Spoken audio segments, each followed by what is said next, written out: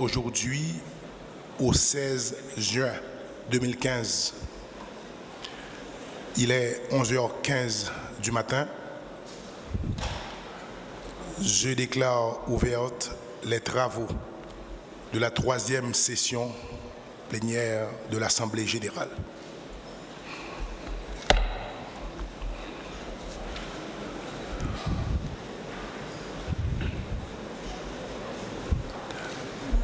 Nous allons commencer d'emblée avec la ronde des interventions sur le présent et l'avenir de l'OEA. Normalement, la délégation de Saint-Kitts et Nevis devait prendre la parole ce matin. Toutefois, il y a une urgence qui veut que le Panama se déplace incessamment. Aussi, nous demandons à Saint-Kitts et Nevis s'il n'y a aucun problème pour sa délégation à ce que le Panama prenne la parole. Je voudrais leur solliciter que la distinguée représentante du Panama interviennent pour ces propos de circonstance.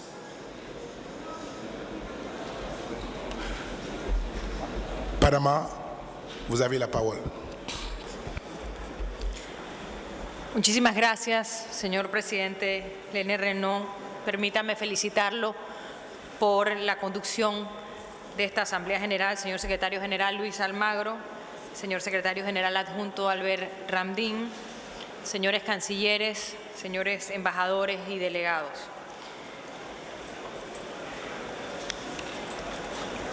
Las lecciones de la 7ª Cumbre de las Américas que se realizó en mi país recientemente son muchas, pero hay una lección que quisiera destacar en esta ocasión en que estamos convocados a reflexionar sobre el presente y futuro de la Organización de Estados Americanos bajo principios comunes.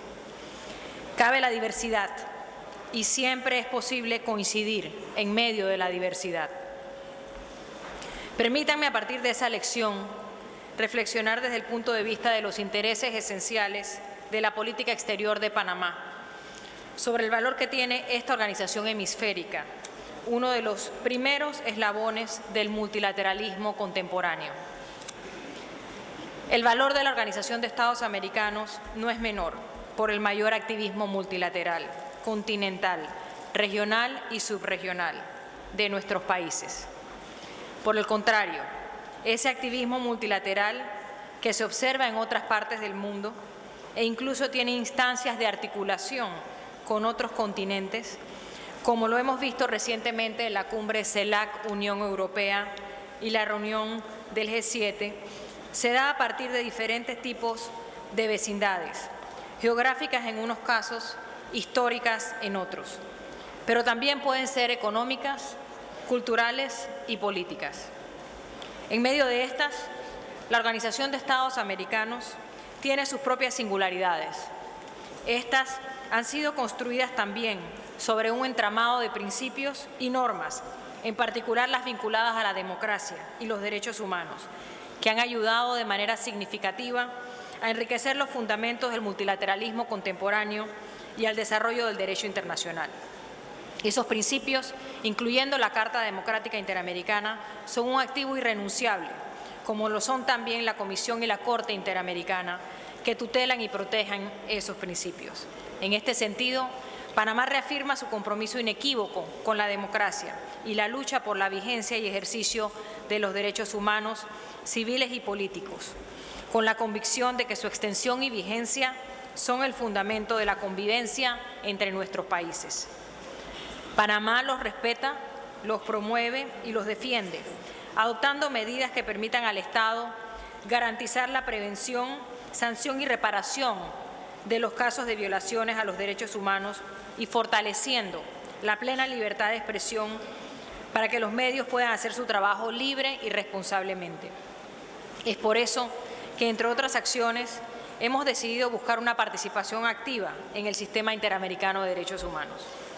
Por lo antes mencionado, nos unimos al llamado hecho por nuestro secretario general a través del artículo La hora del cambio en la OEA, publicado recientemente en el diario El País en España, donde nos pide que seamos inflexibles en el respeto de los derechos humanos y la democracia.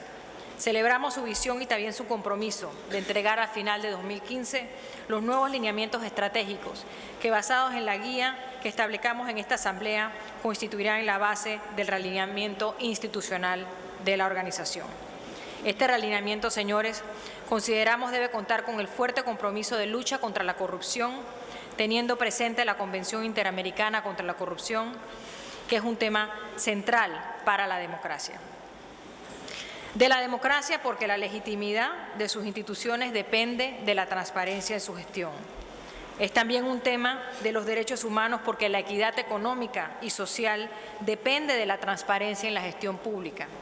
Y es un tema de desarrollo también porque la eficacia de las políticas y la asignación de los recursos públicos dependen también de la transparencia en su gestión.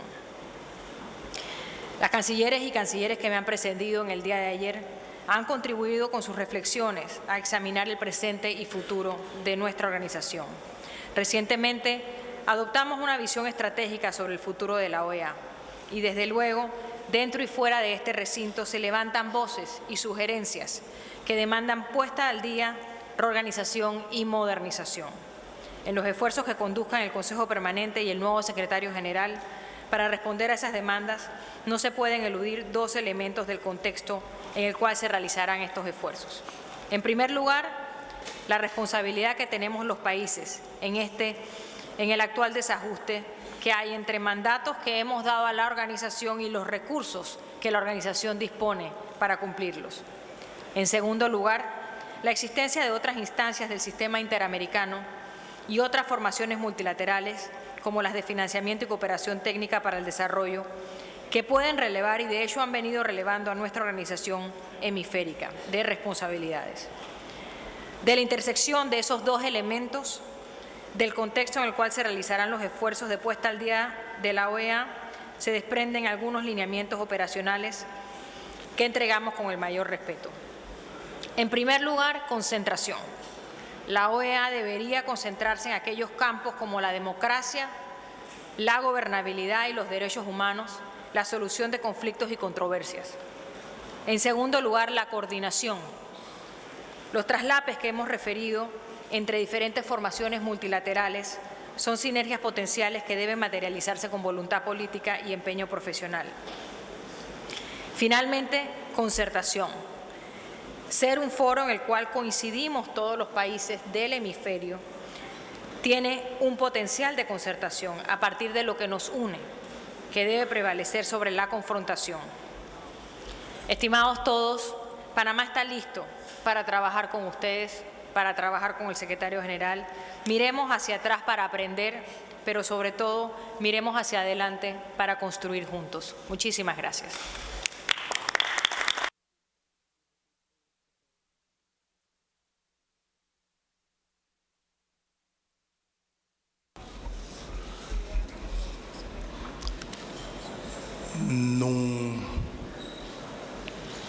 Nous signalons à la haute attention de l'Assemblée que nous avons écouté Mme San Malo, qui est vice-présidente au Panama, en même temps qu'elle fait office de ministre des Relations extérieures de son pays. Avec mes hommages, Madame. Maintenant, nous passons la parole aux distingués délégués de Saint-Kitts et Nevis. Et je dois vous rappeler également que je me déplace pour faire appel à la délégation de Costa Rica qui devra assurer la présidence pendant que je vais regagner ma place pour mes propos de circonstance. Alors je veux dire à toutes et à tous, todo está listo. No se trata de un golpe. Gracias.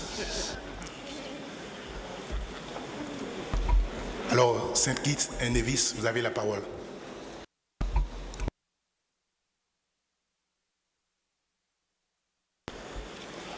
Mr. Chairman, Minister of Foreign Affairs of Haiti, distinguished Ministers of Foreign Affairs and heads of delegation, Secretary General Luis Almagro, Assistant Secretary General Albert Ramdin, Assistant Secretary General-elect Nestor Mendez, representatives of permanent observer states, invited guests, ladies and gentlemen.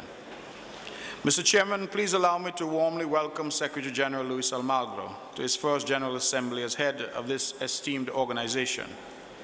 I look forward to what the next 5 years might bring and trust that under his leadership, the OAS will continue to build upon the successes of the past while constructing a blueprint for the future. Indeed, I believe it is fitting that at this key moment of organizational and leadership transition, the General Assembly is being held here at the organization's headquarters. The theme, the present and future of the OAS, represents a call for all of us as member states to critically examine the present institution that we have and to strategize regarding the future of the organization that we want. This institution has served us well in the past, and we have great expectations that it will continue to reflect the interests and concerns of all its member states as the vision for the future is developed and solidified. The key question may well be how this organization will adapt to serve us equally well in the future. This is a challenging proposition, preparing for a future in which social, economic, political, and technological realities are constantly changing. The needs of member states are many, and the resource base is finite.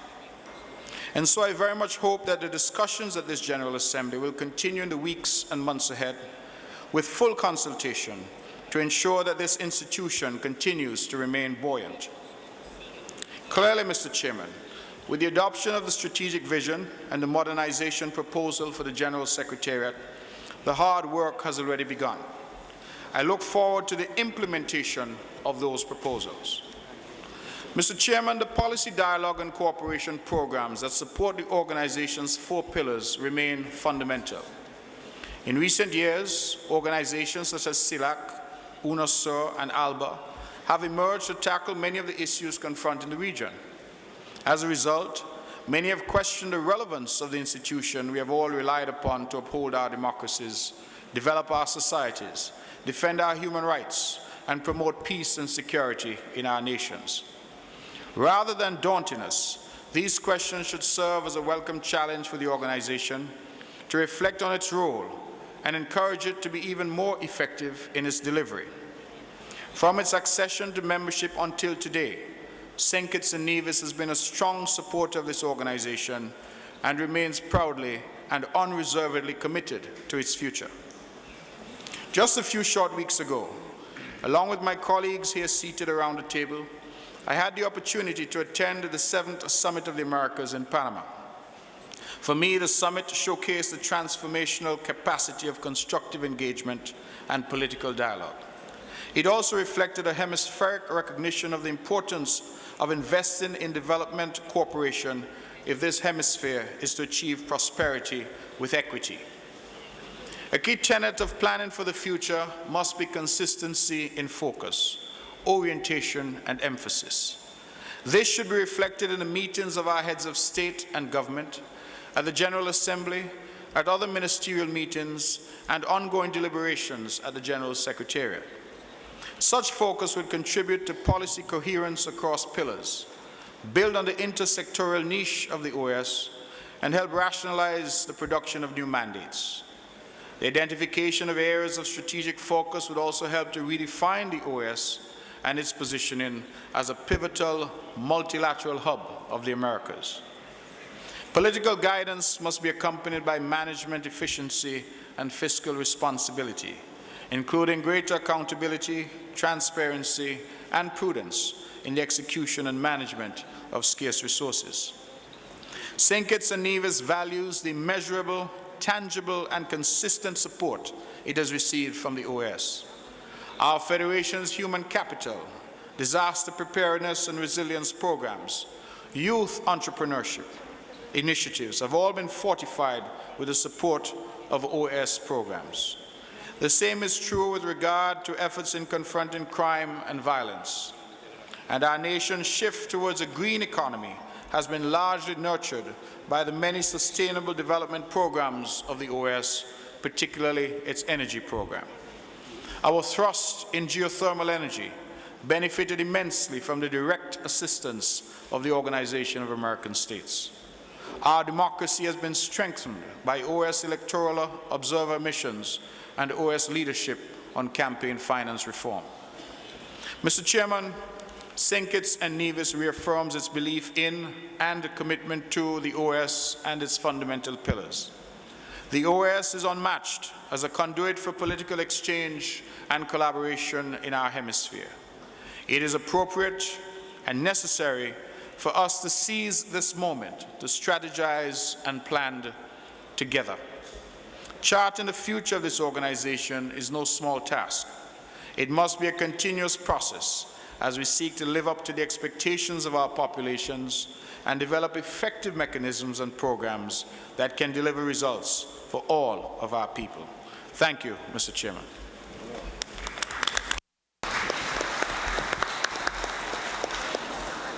Muchas gracias al canciller de St. Kitts y Nevis. Damos ahora la palabra a su excelencia, el canciller de Haití.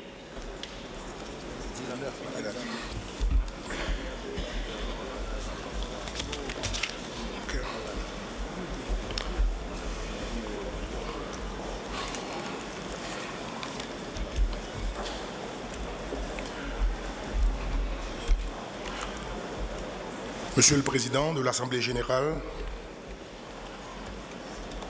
Monsieur le Secrétaire général de l'Organisation des États américains, Monsieur le Secrétaire général adjoint,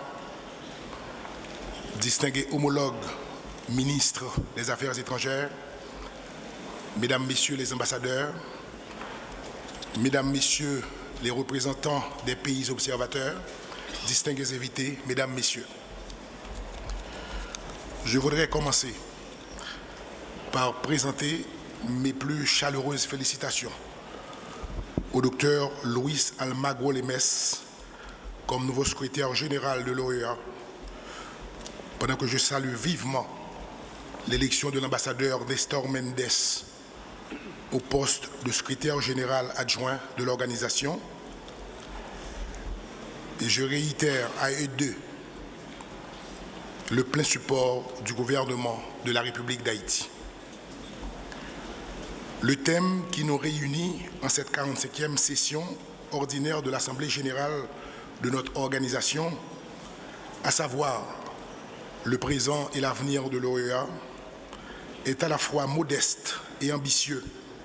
Modeste, car il va de soi, pour chacun de nos pays, qu'il existe au niveau des Amériques une volonté de renouveler notre engagement envers le présent et l'avenir de l'OEA. Mais tout en étant modeste, le thème aujourd'hui n'est pas moins ambitieux. Il renvoie à la tâche éminente et obligatoire de construire continuellement dans le présent le cadre le plus approprié pour consolider l'avenir de la démocratie, des droits de l'homme, de la sécurité et du développement de la région. De cette perspective, nous devons nous féliciter de la vision stratégique qui a été élaborée par les efforts concertés de tous.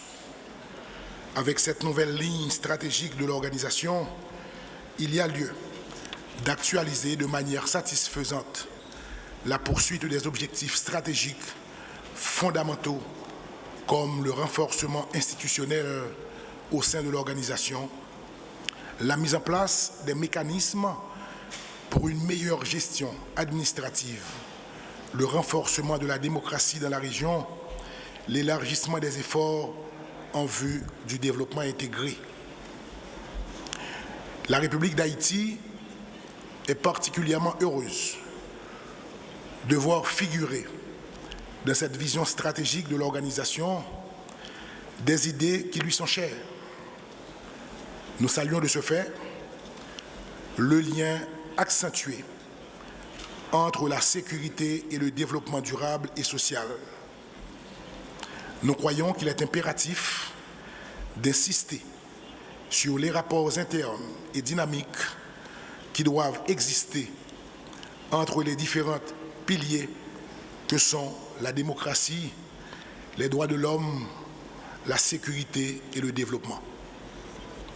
Aussi, appuyons-nous les réformes en cours au sein de l'OEA qui sont des atouts nécessaires et incontournables afin que notre organisation soit plus efficace et plus rationnelle dans sa gestion interne d'une part, et il nous revient aujourd'hui de prendre la pleine mesure de cette responsabilité à remplir ensemble en gardant toujours à l'esprit la nécessité d'une gestion axée sur les résultats. Toutefois, la République d'Haïti souhaite exprimer ses réserves face à la proposition de restructuration du secrétariat général.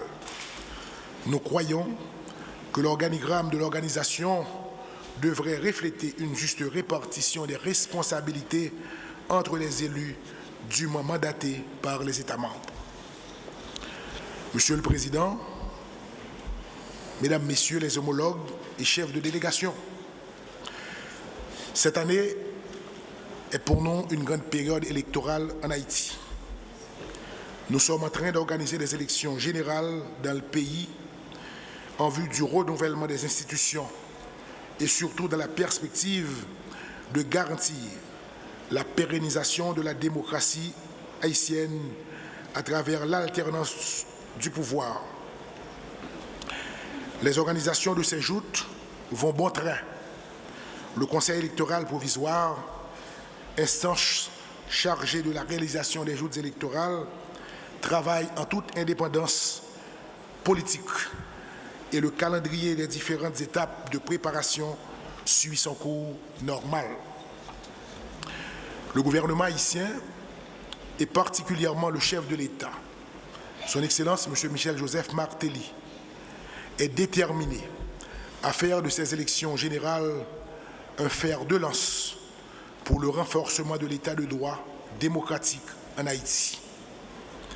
Nous comptons comme toujours sur la collaboration de tous nos pays amis et notamment de vous à l'OEA pour continuer le travail de consolidation de l'État de droit et de la démocratie en Haïti, et ce, dans le respect du principe de la souveraineté nationale.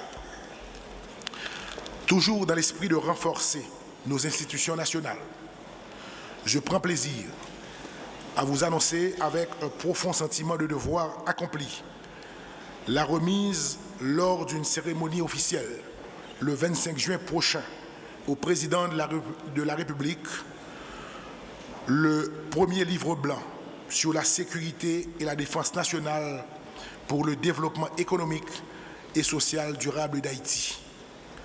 Ce travail est le fruit d'un long processus de dialogue entre différents secteurs de la société haïtienne et à la faveur de l'expertise technique de la junte interaméricaine de défense, la commission présidentielle mandatée à cet effet qui a pu venir à bout de la tâche. Ce livre blanc est un outil qui a le mérite de cerner toute une gamme de menaces, défis et préoccupations nationaux, régionaux et internationaux en matière de sécurité, de défense et de développement durable. Il constitue également un effort de répondre à un sujet de préoccupation légitime de l'opinion publique en général, portant sur la sécurité et défense.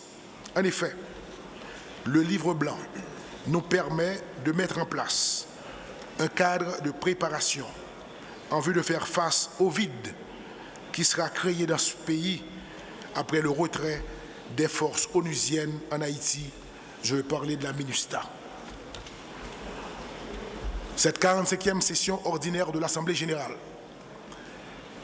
est pour nous non seulement une occasion de prendre de nouvelles résolutions, mais aussi, comme je veux bien y croire, une opportunité de poser de nouveaux repères à travers l'engagement de rationaliser les divers mandats et de renforcer les secteurs stratégiques clés de l'OEA.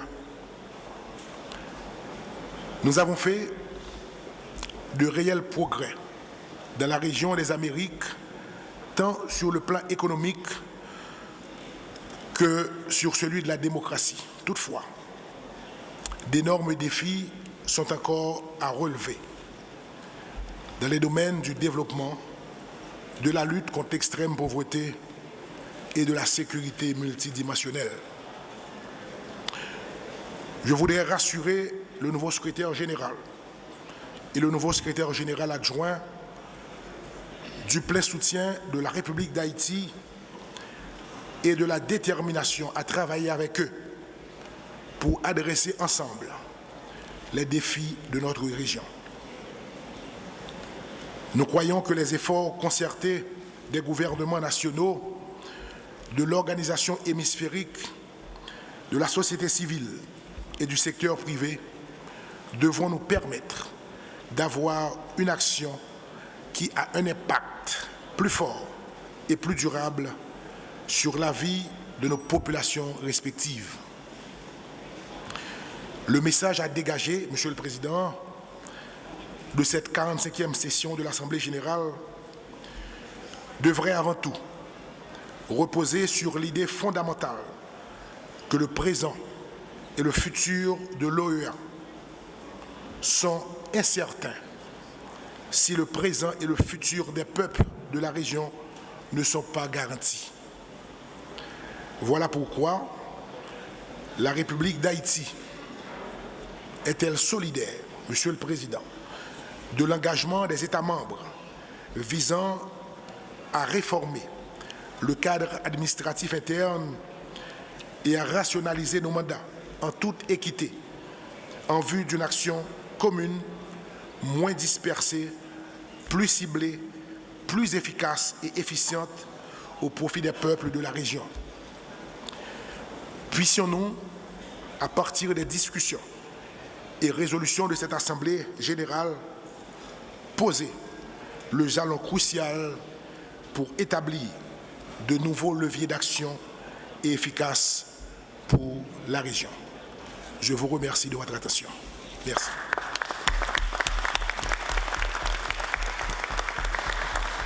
Muchas gracias al señor canciller de Haití. Tiene ahora la palabra Su Excelencia el canciller de la República de Guatemala. Muchas gracias, señor presidente. Excelentísimo señor Leonel Renault, ministro de Relaciones Exteriores de Haití y presidente de la 45 Asamblea General. Excelentísimo señor Luis Almagro, secretario general de la Organización de los Estados Americanos. Excelentísimo señor Alberto Randin, secretario general adjunto de nuestra organización. Excelentísimo señor Néstor Méndez, secretario general adjunto electo. Señoras y señores ministros de Relaciones Exteriores, jefes de delegación, observadores e invitados especiales, amigos todos. Quiero iniciar mi intervención agradeciendo en nombre del pueblo y gobierno de Guatemala por el respaldo que nos dieron el día de ayer al aprobar la resolución de apoyo al proceso electoral en Guatemala. Quiero expresar a ustedes que esta resolución es un apoyo directo al Estado de Guatemala, no al gobierno, al Estado. Quiero compartir con ustedes que Guatemala desde hace 2 meses ha sucedido algo inédito, y es que al menos en los últimos años no había sucedido una manifestación de tal dimensión de la población guatemalteca en contra de la corrupción. Yo en lo personal estoy completamente de acuerdo con manifestaciones en contra de la corrupción porque precisamente, y lo han mencionado aquí varios cancilleres de distintos países, la corrupción es un cáncer que tenemos que terminar de alguna manera. La corrupción en nuestros países evita el desarrollo precisamente de los mismos y es un pecado que esto siga ocurriendo con tantas necesidades de nuestra población. Lo que nosotros tenemos que hacer es cualquier modificación en todo caso que necesitemos hacer en nuestro Estado, hacerla en el marco del Estado de Derecho y hacerlo en el marco de la Constitución Política de la República, cosa que estoy seguro los guatemaltecos y las guatemaltecas sabremos hacer. Quiero reconocer también que estas manifestaciones han sido con total civismo y civilidad, han sido totalmente pacíficas y esto es algo también importante de señalar.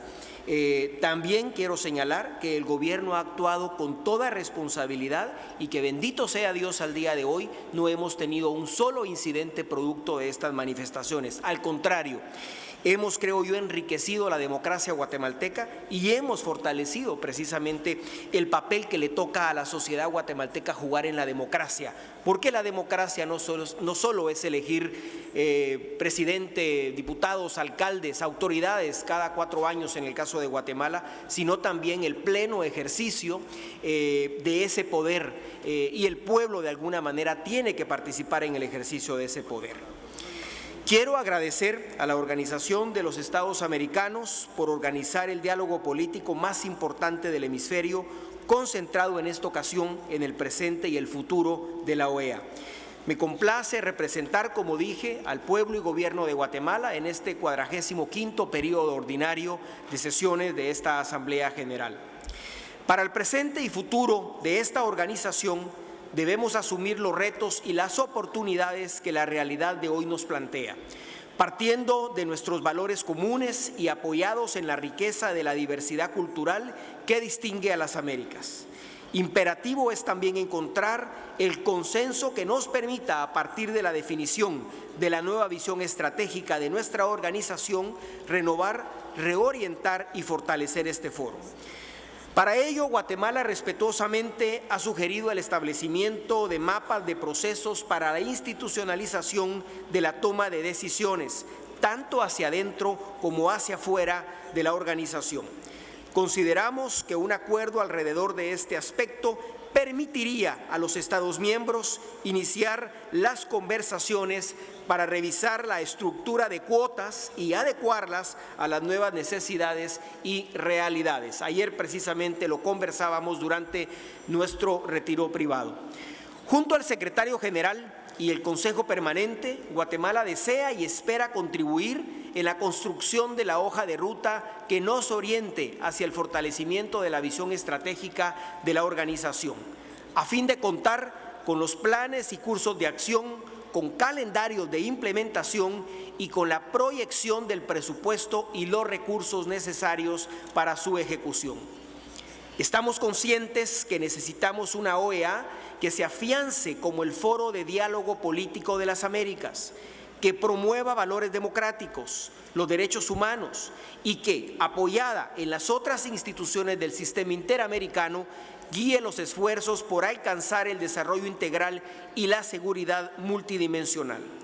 La OEA, que Guatemala avisora, debe gozar de un liderazgo político hemisférico, robusto y legítimo, que le convierta en la portavoz del hemisferio y con un secretario general que con capacidades gerenciales pueda llevar a cabo las reformas administrativas y organizacionales que se requieren.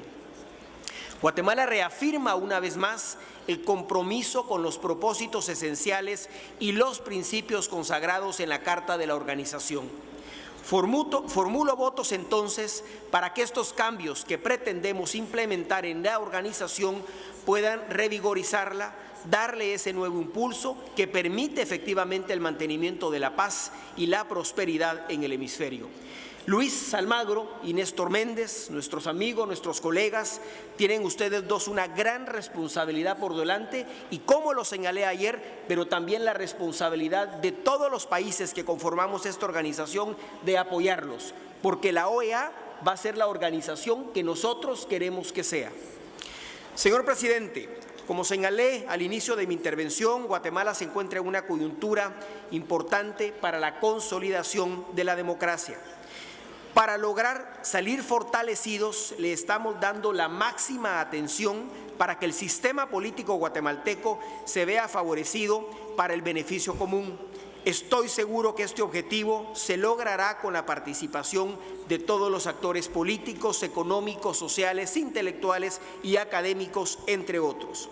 Estamos comprometidos con el desarrollo de un proceso electoral libre y transparente, y en este sentido agradezco el apoyo brindado en el proyecto de fortalecimiento de los sistemas de identificación ciudadana como parte de la asistencia técnica de la misión de observación electoral que la OEA presta al actual proceso en Guatemala.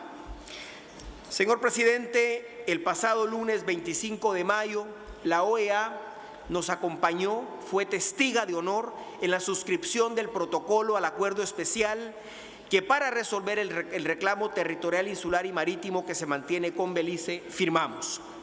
A través de este protocolo acordamos realizar las consultas populares entre Guatemala y Belice, ya sea de manera separada o simultánea, en las fechas más convenientes para cada país, como parte de los compromisos para promover la buena vecindad y la cooperación entre sí. Y acá quiero destacar la muy buena voluntad del señor canciller de Belice, mi amigo don Wilfred Elrington, quien en todo momento en nuestras negociaciones hemos antepuesto la buena fe, la buena vecindad y el buen deseo por resolver este histórico diferendo de una vez y para siempre y permitir que nuestros países puedan desarrollarse como buenos vecinos y tomar ventaja económicamente de nuestras posibilidades mutuamente. Reconozco desde ya el acompañamiento que el secretario general Luis Almagro Lemes dará a este proceso, en especial por el mensaje enviado en ocasión de la firma de este instrumento, así como por la visita que efectuara posteriormente a Guatemala, de hecho la primera visita como secretario general de la organización a un país el pasado 28 de mayo y que celebramos en la ciudad de Guatemala una reunión con mi amigo el canciller Elrington, demostrando así la buena voluntad y el compromiso para dar continuidad a esta importante labor que realiza la OEA con los gobiernos de ambos países. También es justo reconocer el papel que jugó el exsecretario general José Miguel Insulza, a quien hasta Chile o donde se encuentre agradecemos su gestión durante todo este proceso. Para nosotros esto es un proceso de suma importancia, por lo que consideramos se debe garantizar el puntual y efectivo funcionamiento de la oficina de la OEA en la zona de adyacencia, la cual tendrá que existir necesariamente hasta que la Corte dicte sentencia y hasta que esta sentencia incluso sea implementada. Es importante, y aquí hago un llamado muy importante a la comunidad internacional, para asignar los recursos necesarios para que nuestros amigos que trabajan en dicha oficina puedan tener los recursos para poder desempeñarse apropiadamente. Es con el apoyo de la OEA que vamos a resolver de manera total y definitiva, como señalé, este histórico diferendo territorial insular y marítimo en la Corte Internacional de Justicia. Señor presidente, quiero aprovechar para este espacio también para resaltar el plan de la Alianza para la Prosperidad del Triángulo Norte de Centroamérica. Este esfuerzo es una prioridad que busca un cambio estructural que brinde oportunidades económicas y transforme la calidad de vida de su población, principalmente en los territorios de mayor pobreza, migración y vulnerabilidad. Este plan comprende líneas estratégicas dirigidas a desarrollar el capital humano, fortalecer las instituciones, dinamizar el sector productivo y mejorar la seguridad de nuestros países, constituyendo un compromiso primordial para Guatemala, El Salvador y Honduras. La migración, señor presidente, debe ser una opción, no una obligación. Deseo también compartir el importante trabajo que los gobiernos de Guatemala y Honduras venimos realizando en materia de integración económica y, por supuesto, el liderazgo del presidente Pérez Molina y del presidente Juan Orlando Hernández, quienes tienen como objetivo próximo concretar a partir del próximo 1 de diciembre el pleno funcionamiento de la primera unión aduanera del continente.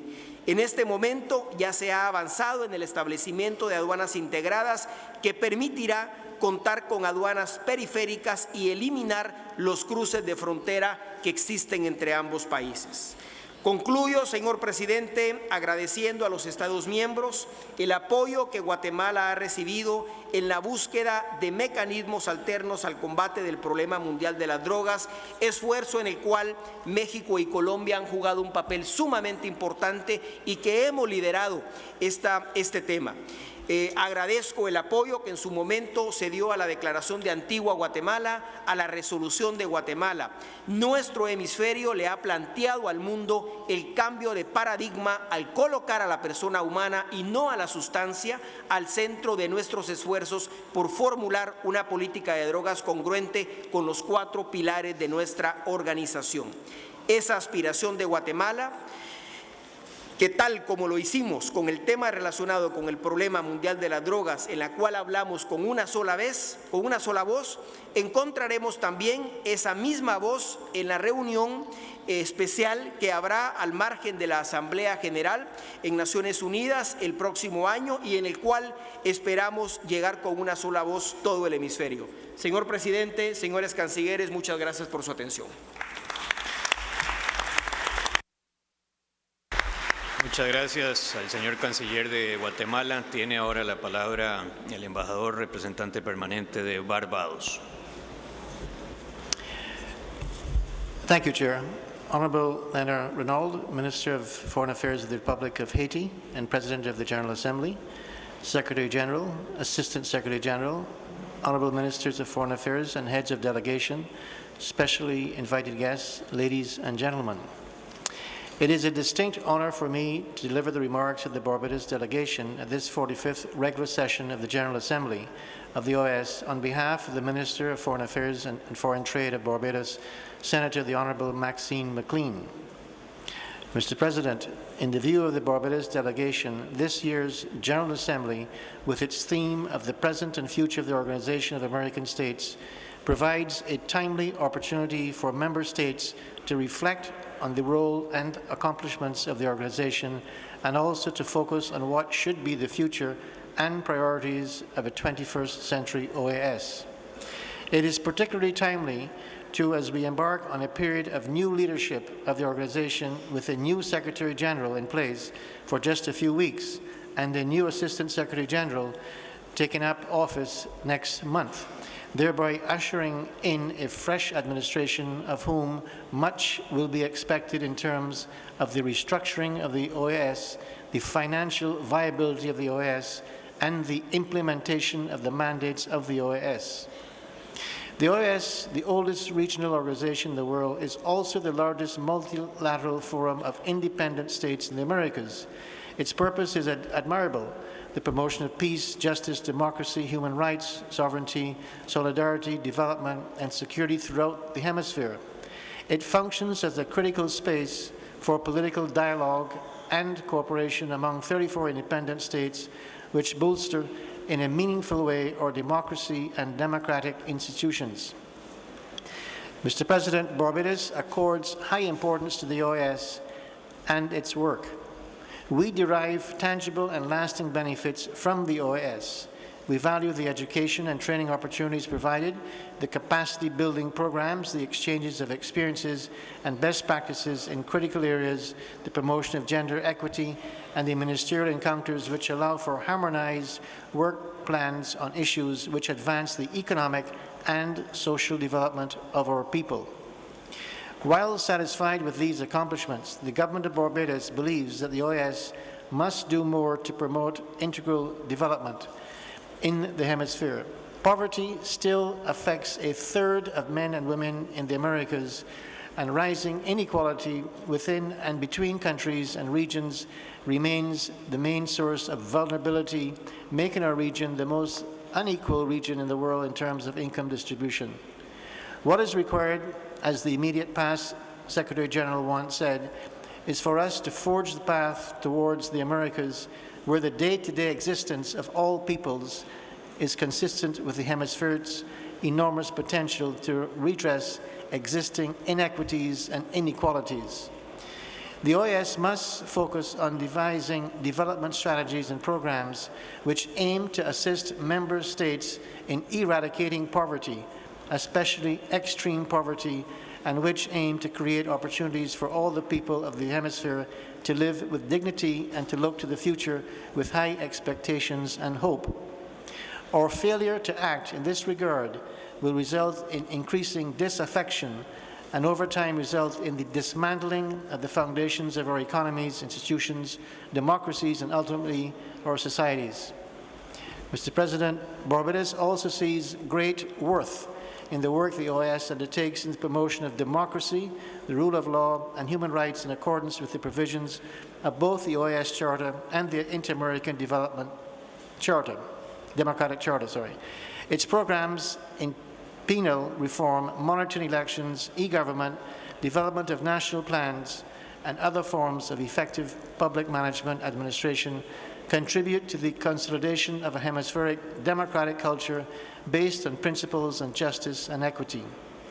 The electoral observation missions, in particular, bear special mention since over the years the OAS has developed a skills set in this area which makes a fundamental contribution to the holding of free, fair, transparent, and periodic elections in member states and leads to direct improvements in their democratic systems and institutions. Barbados would wish to see the OAS activity placed on sound footing in terms of assured and adequate financial resources. As you're aware, Mr. President, Barbados and CARICOM countries were amongst the first proponents of the concept of multi-dimensional security. We fully embrace it and therefore place special emphasis on the activities of the organization in this area. Barbados recognizes the link between security and social development and the importance of the physical safety of our people for the maintenance and promotion of peace, stability, social justice, and social inclusion. Hemispheric cooperation within the framework of the OAS is indispensable in the fight against violence, transnational crime, violence against women and girls, trafficking in persons, the arms trade, the flow and consumption of illegal narcotics, the growing threats of environmental degradation, emerging health pandemics, and cyber crime. Barbados has supported the efforts of the OAS to promote cooperation and strengthen states' capacities to address these threats, and we agree, as outlined in the Declaration on Security in the Americas, that security in the region must, at its core, serve to protect the citizens of the Americas. We also believe that people must be at the center of our policies, and we must increase efforts to encourage citizen participation in the elaboration of public policy and social integration. Mr. President, Barbados believes that there must be coherence across all the activities of the OAS, and most importantly, in all the areas and for all of these activities, adequate human and financial resources are necessary and critical for success and for the achievement and implementation of agreed objectives, priorities, and mandates as outlined in the agreed strategic vision, and for further efforts to refine the proposals and objectives in the management plan and the strategic plan. As we move forward, therefore, under a new guard, we need an OAS Secretariat that is transparent and accountable, an OAS that is efficient and effective, an OAS that undertakes a management modernization reform process that results in effective human resource work plan and takes into account geographic balance in its recruitment processes, an OAS that prioritizes dialogue to increase and enhance regional hemispheric cooperation, an OAS that strengthens the role of the national offices, particularly in the Caribbean region, so that they can deliver more direct and targeted assistance. And most importantly, an OAS that addresses once and for all the prioritization of its mandates and its perennial budgetary shortfalls. The Board of External Auditors, in its 2013-2014 report, has noted that, and I quote, "The budgetary structural balance of the OAS continues to result in cash flow shortages in the regular fund and the programmatic agenda that is not financially supportable." The board further states, and I quote, "Without targeted action, a financial crisis is on the horizon." We are in fact facing that financial crisis now, and maybe the horizon actually is at our front door, and have been for some time, and it is projected that by the year 2016 budget, the organization will require additional resources in excess of $1 million. The current financial situation of the OAS is therefore not sustainable and, in fact, poses a threat to the potential vitality and relevance of the organization in the future. We all clearly recognize that putting the organization on a viable footing can no longer be delayed. It is our organization, and all member states have a role to play. In other words, we member states must provide the new administration and the staff members of the OAS with the necessary resources so that they can do their jobs. We look forward to the new Secretary General to provide guidance in this regard and pledge the support of Barbados in implementing agreed approaches. Mr. President, there is, however, no room for despair. All is certainly not lost. We must act together to take needed action to ensure the future of the OAS. Indeed, Barbados believes that there is much to hope for. We witnessed at the 7th Summit of the Americas in Panama in April a historic gathering of the heads of state and government of all 35 countries in the hemisphere. We welcome back into our fold our sister nation, Cuba. Barbados also notes the recent removal of Cuba by the U.S. from its list of state sponsors of terrorism and calls again on the United States to remove its economic embargo on Cuba. We look forward to the day when Cuba deems it appropriate that it resumes full membership of the OAS. I also wish to make mention of Haiti at this point and to indicate that Barbados fully supports the invaluable technical support and capacity building programs that the OAS provides to Haiti. The OAS is a very important partner for Haiti, and as we move forward with the reform of the organization, it will be important to ensure that the OAS continues in the future to offer this assistance to Haiti as it seeks to continue on a path of consolidation of democratic institutions and democratic principles and free and fair elections, which are fundamental to its economic and social development. Mr. President, the negotiations on the mandates for action document of the 7th Summit led to the creation of two important processes which are being pursued in a proactive manner by member states. The first is the Inter-American Education System, and the other is the Inter-American Task Force for Non-Communicable Diseases.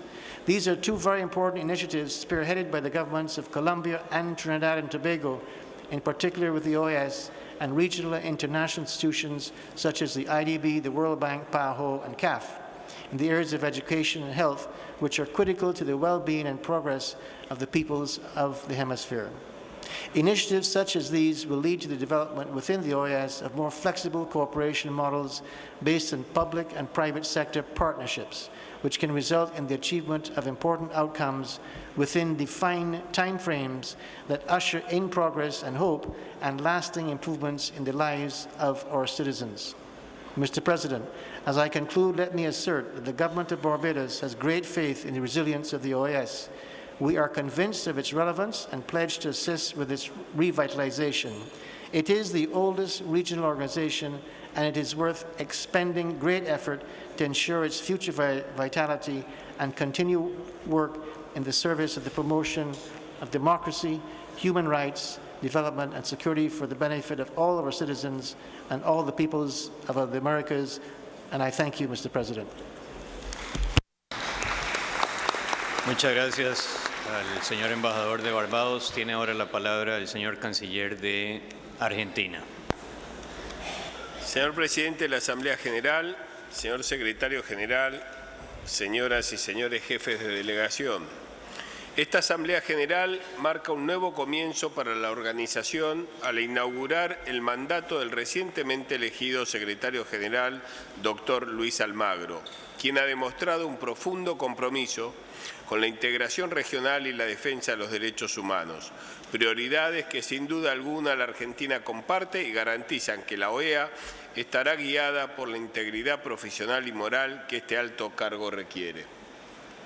La reflexión que hemos comenzado sobre el presente y futuro de la OEA coincide con el diagnóstico de la Argentina respecto a las tareas más urgentes que la OEA debe llevar a cabo.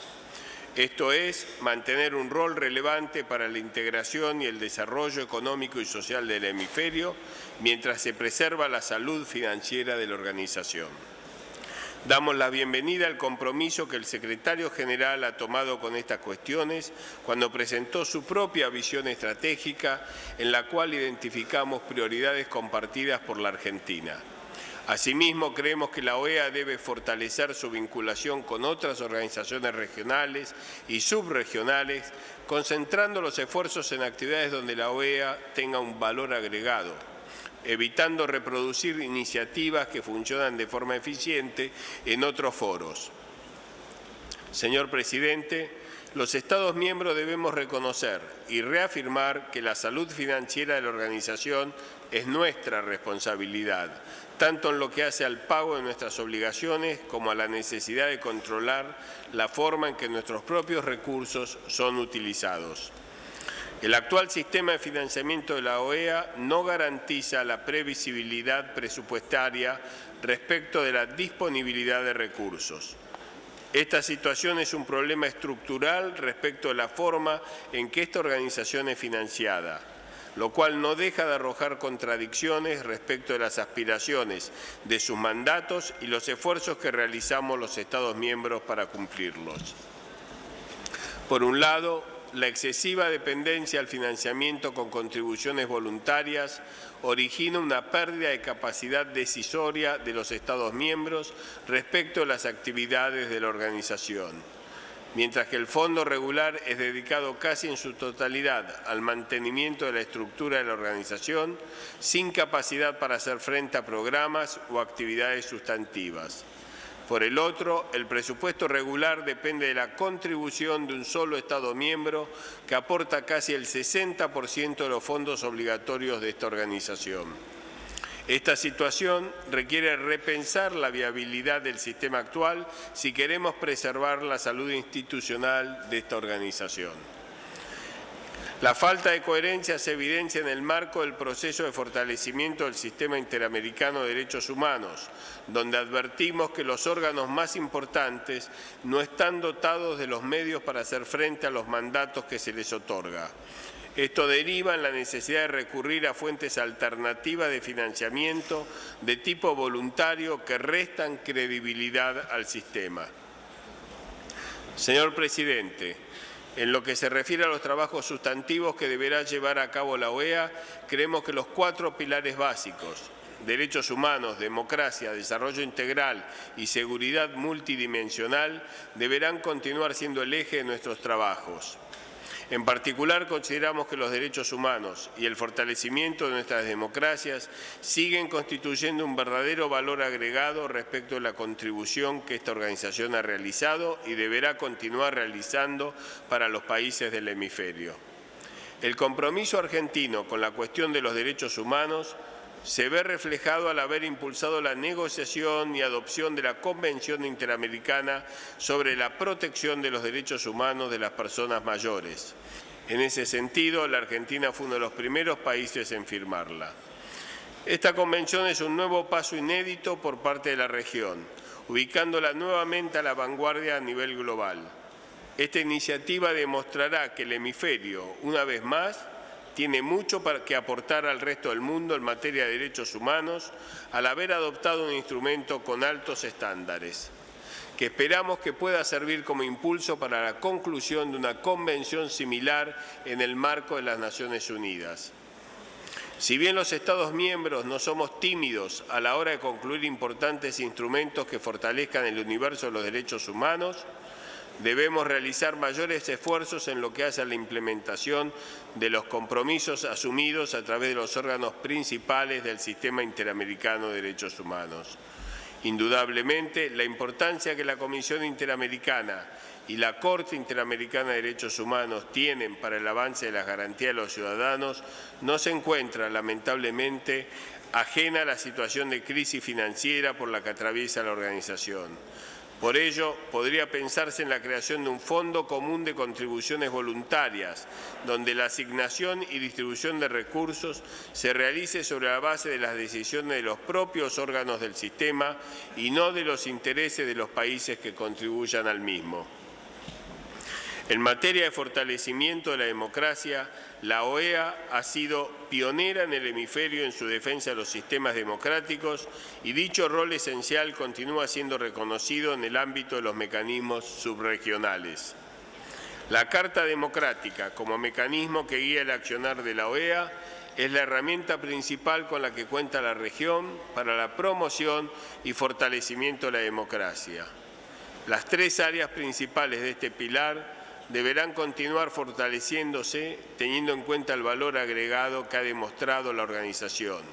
Esto es, los programas de observación electoral, el apoyo a la gobernabilidad democrática y el apoyo a los procesos de mediación para la resolución pacífica de disputas.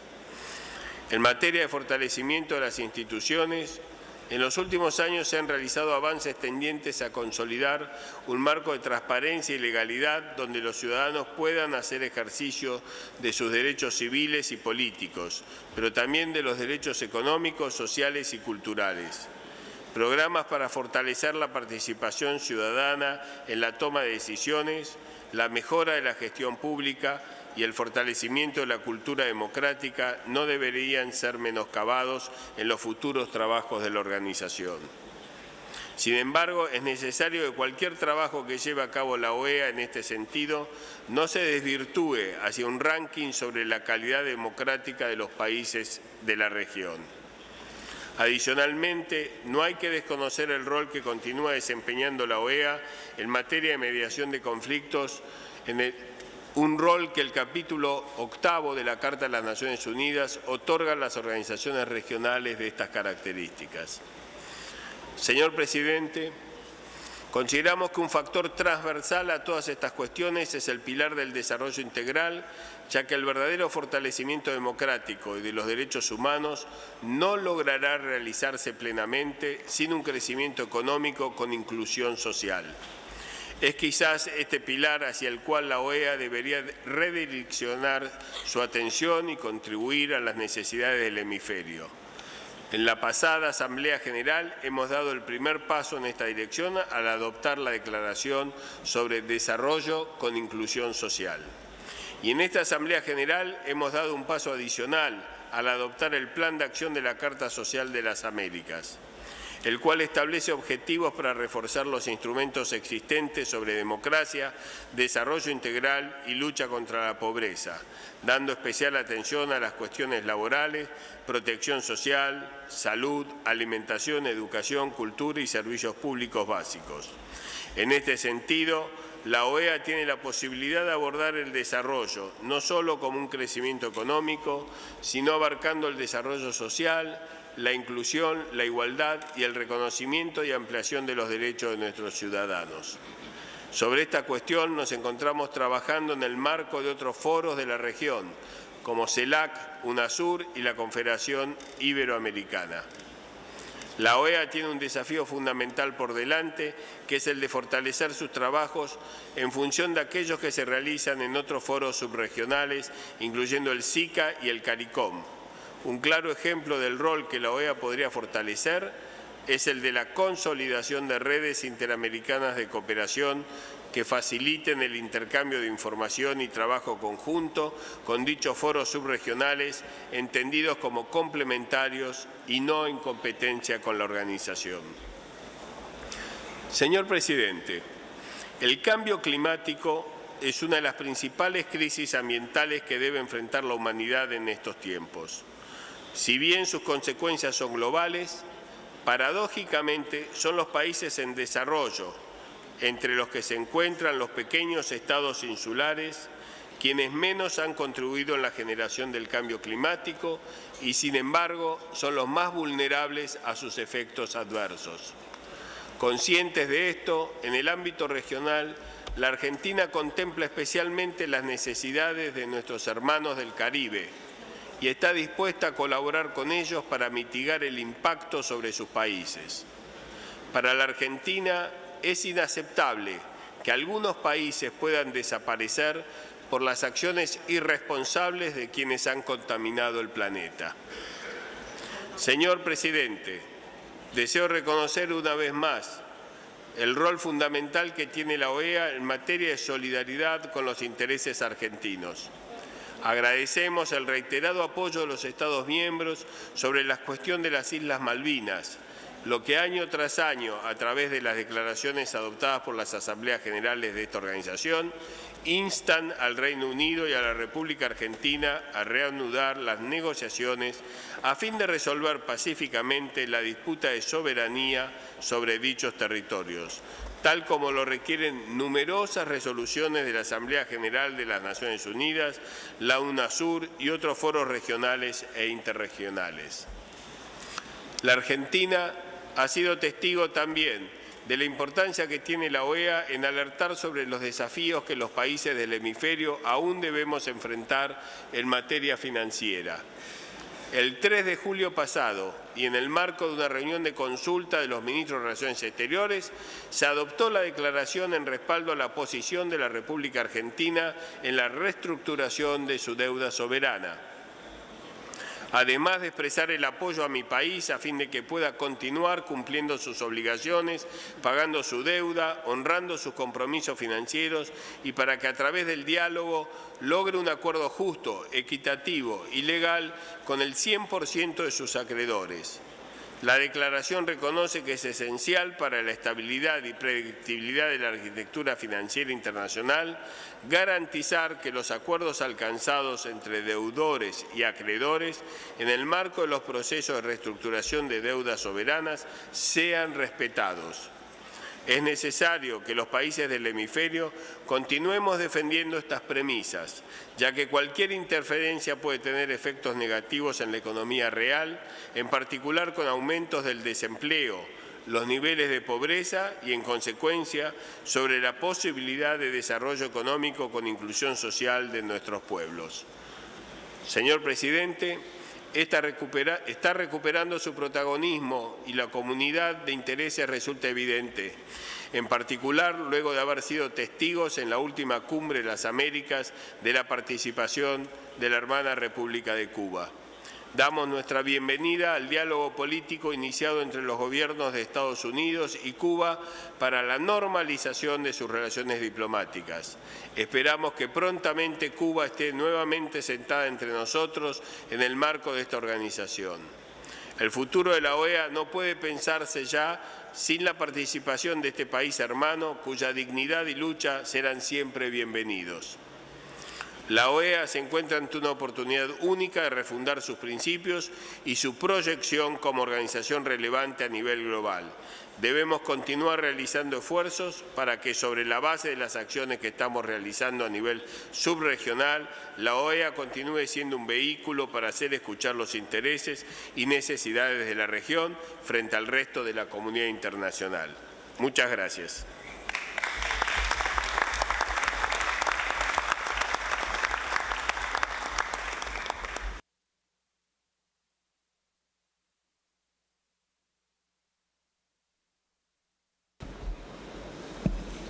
Je remercie le distingué collègue de l'Argentine et passe la parole au distingué collègue du Chili. Muchas gracias, señor presidente.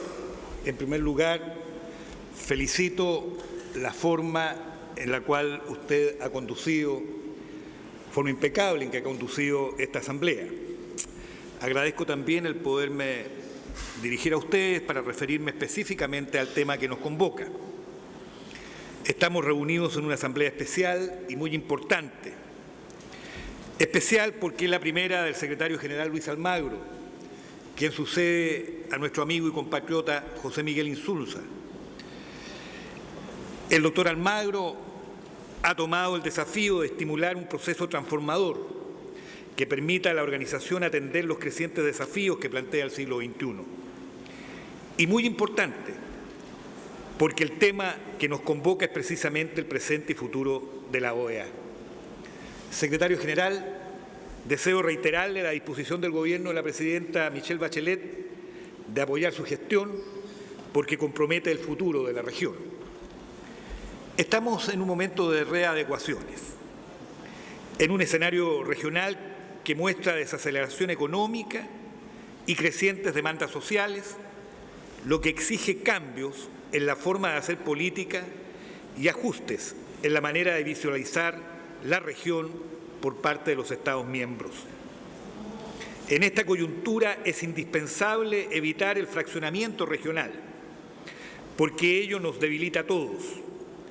Por ello, Chile ha planteado la idea de convergencia en la diversidad para que las distintas iniciativas aporten efectivamente a acciones colectivas. Para Chile, la Organización de Estados Americanos es el foro político por excelencia, donde deben seguir analizándose los temas regionales. Aquí contamos con un acervo insustituible en torno a principios, valores y experiencias que debemos cuidar y utilizar en los procesos de integración y referentes regionales y subregionales.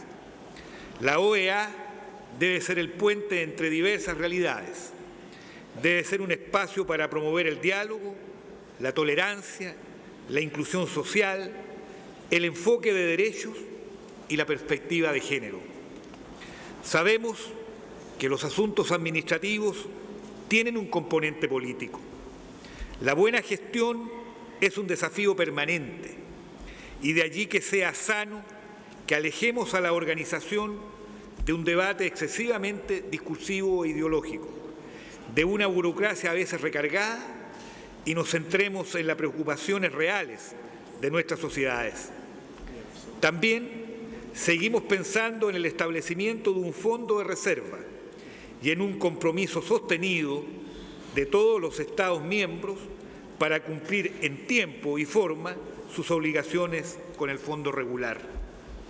Asimismo, estamos de acuerdo en la necesidad de desarrollar el plan estratégico para la modernización de la gestión, para que la OEA adapte su estructura organizativa a objetivos y acciones de desempeño. Apoyamos el proceso de visión estratégica. Para Chile es fundamental reforzar nuestras acciones, valores y capacidades en los 4 ejes que articulan la agenda. Primero, la democracia es un instrumento fundamental del trabajo de la organización. Coincidimos plenamente con el secretario general en el sentido de que esto implica el ejercicio de derechos y la promoción del diálogo. La democracia garantiza el derecho a tener derechos. Esto tiene que ver directamente con la desigualdad, porque si los ciudadanos no pueden invocar y ejercer sus derechos, tanto civiles y políticos como económicos, sociales y culturales, se pueden perpetuar ciclos de exclusión que también activan la desafección con la propia democracia. Es imperativo implementar la Carta Democrática y también la Carta Social de las Américas. Debemos hacer esfuerzos para que el lema «Más derecho para cada vez más gente» se materializa en proyectos específicos. Aunque sin elecciones libres, periódicas e informadas no hay democracia, vivir en ella va más allá de las elecciones. Responde a una cultura, parte de nuestra identidad, y en esa lógica apoyamos la iniciativa de una escuela de gobierno que puede reforzar y complementar las buenas prácticas identificadas en los programas de cooperación en materia de políticas públicas, transparencia y Estado de Derecho. Segundo, la promoción y la protección de los derechos humanos representa un pilar fundamental. Sin duda, el Sistema Interamericano de Derechos Humanos es una de las principales contribuciones al desarrollo progresivo del derecho internacional. La universalización sigue siendo un objetivo central, pero lo fundamental es preservar un funcionamiento efectivo, independiente y autónomo, y donde el diálogo constructivo con la Comisión y la Corte debe profundizarse. Es indispensable, al abordar estos temas, hacer referencia a los recursos y a la necesidad que el presupuesto regular de la organización garantice el funcionamiento del sistema de derechos humanos. La dependencia excesiva de contribuciones voluntarias puede reducir los necesarios equilibrios y simetrías que exige la indivisibilidad en la atención de aquellos derechos. Tercero, la región sigue siendo una de las más desiguales. Este es un tema no solo económico, sino que esencialmente social y político. Tenemos responsabilidades para contribuir a prevenir la conflictividad social. Es importante atender la coherencia de políticas para el desarrollo sostenible, que incluya el comercio justo, la transferencia de tecnología, una reforma financiera acompañada del fomento de la cooperación y el fortalecimiento de los mecanismos de participación social y avanzar en una mejor distribución del ingreso y la riqueza. Este es el sentido de las reformas que se plantean en la región y en las cuales el Gobierno de Chile está comprometido. Por ello, alentamos la constitución del Sistema Interamericano de Educación, tema esencial para el desarrollo inclusivo sostenible. La aprobación del Plan de Acción de la Carta Social es un aporte efectivo de esta organización al diseño e implementación de políticas públicas y buenas prácticas para el ejercicio de derechos económicos, sociales y culturales fundamentales para la protección social y la igualdad de oportunidades. Cuarto, con una alta tasa de criminalidad que afecta particularmente a algunos países de nuestra región, la seguridad ciudadana es una de las principales preocupaciones y demandas de la población. La acción concertada intrarregional debe continuar siendo parte de nuestro valor agregado. Actuar conjuntamente en la prevención de la violencia apoyando la red interamericana de prevención del delito es nuestra responsabilidad. Otra perspectiva de la seguridad es el fortalecimiento de la resiliencia. La OEA debe continuar integrando la estrategia multilateral guiada por la Plataforma de Reducción de Riesgos. El presente de la Organización de Estados Americanos se ha construido sobre la base de principios y valores, expresados en un desarrollo normativo, en un cuerpo de convenios y de acciones políticas, que han potenciado la promoción de la democracia, los derechos humanos, el desarrollo integral y la seguridad multidimensional.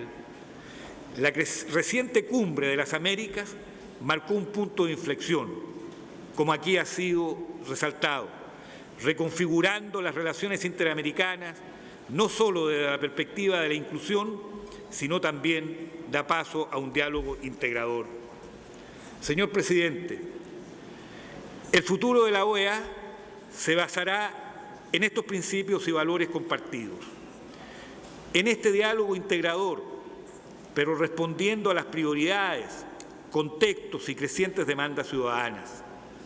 Ello significa adecuar las instituciones y fortalecer las redes sociales, contribuyendo a mejorar las políticas públicas y la calidad de vida de la gente.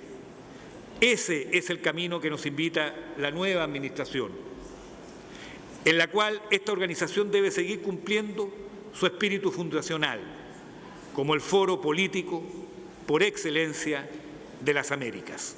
Muchas gracias.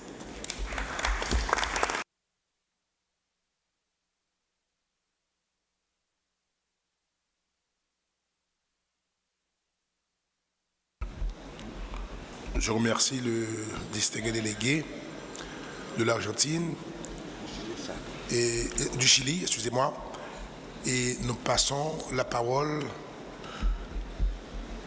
au distingué délégué de la Jamaïque, la tournée générale, qui fait office d'attorney général à la Jamaïque. La Jamaïque, vous avez la parole. Thank you. Your Excellency Lanier Renault, President of the General Assembly, Your Excellency Luis Almagro Lemeth, Secretary General, Your Excellency Albert Ramdin, Assistant Secretary General, colleague ministers, distinguished representatives, ladies and gentlemen.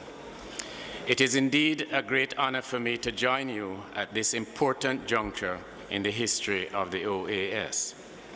I bring warm greetings from Foreign Minister, the Honorable Arnold Nicholson, who has asked me to convey his best wishes for a successful meeting. Secretary General, let me take this opportunity to convey heartiest congratulations to you on your recent election and your assumption to this high office. Your election to the position was an affirmation of the democratic values which we hold dear. It is also a demonstration of the confidence reposed in you by member states to provide able leadership to the organization during these challenging times. May I also extend congratulations to Assistant Secretary General-elect Ambassador Nestor Mendez, our CARICOM colleague, who will assume office shortly. I have no doubt that your contribution will add value to the strong foundation laid and will serve to strengthen the mandate of the OAS for years to come. We also take this opportunity to acknowledge the consistently strong and dedicated performance over the course of the last decade by former Secretary General Jose Miguel Insulza and of outgoing Assistant Secretary General Albert Ramdin. The organization will bear the positive imprint of these two stalwarts to the inter-American system for many years to come. Mr. President, Jamaica welcomes the selection of the theme, the present and future of the OAS, which is most fitting and provides us with an opportunity to reflect on our achievements as well as to discuss the approach to be taken in going forward. Indeed, much has changed in the global landscape since the establishment of the OAS in 1948. There has been numerous economic and developmental challenges which have and continue to affect the economic, political, and social structure of our societies, particularly the weakest and most vulnerable. At the same time, there are old, new, and emerging dimensions to problems such as crime and violence, further exacerbated by persistent debt and poverty, all of which will continue to weaken the best efforts of governments, policymakers, and stakeholders. Addressing these challenges require new approaches, fresh thinking outside the box, and creativity. Distinguished representatives, Jamaica is pleased that the OAS has remained at the forefront of multilateral efforts to tackle these problems. We value the organization as an important institution for the promotion of dialogue, cooperation, information sharing of best practices, and confidence building within the four main pillars: human rights, democracy and governance, integral development, and multi-dimensional security. The OAS has consistently sought to maintain its relevance and has raised its profile through its committed work in many areas. At the same time, the organization has realized the importance of assessment, reform, and transition in order to adapt to the prevailing and global environment.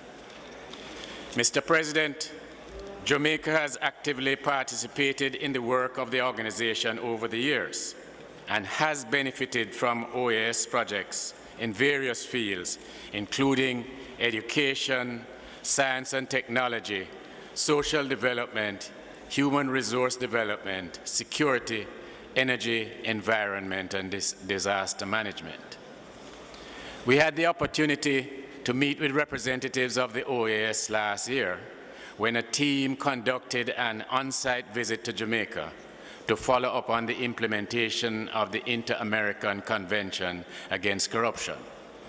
And we were impressed with the comprehensive manner in which they conducted their activities.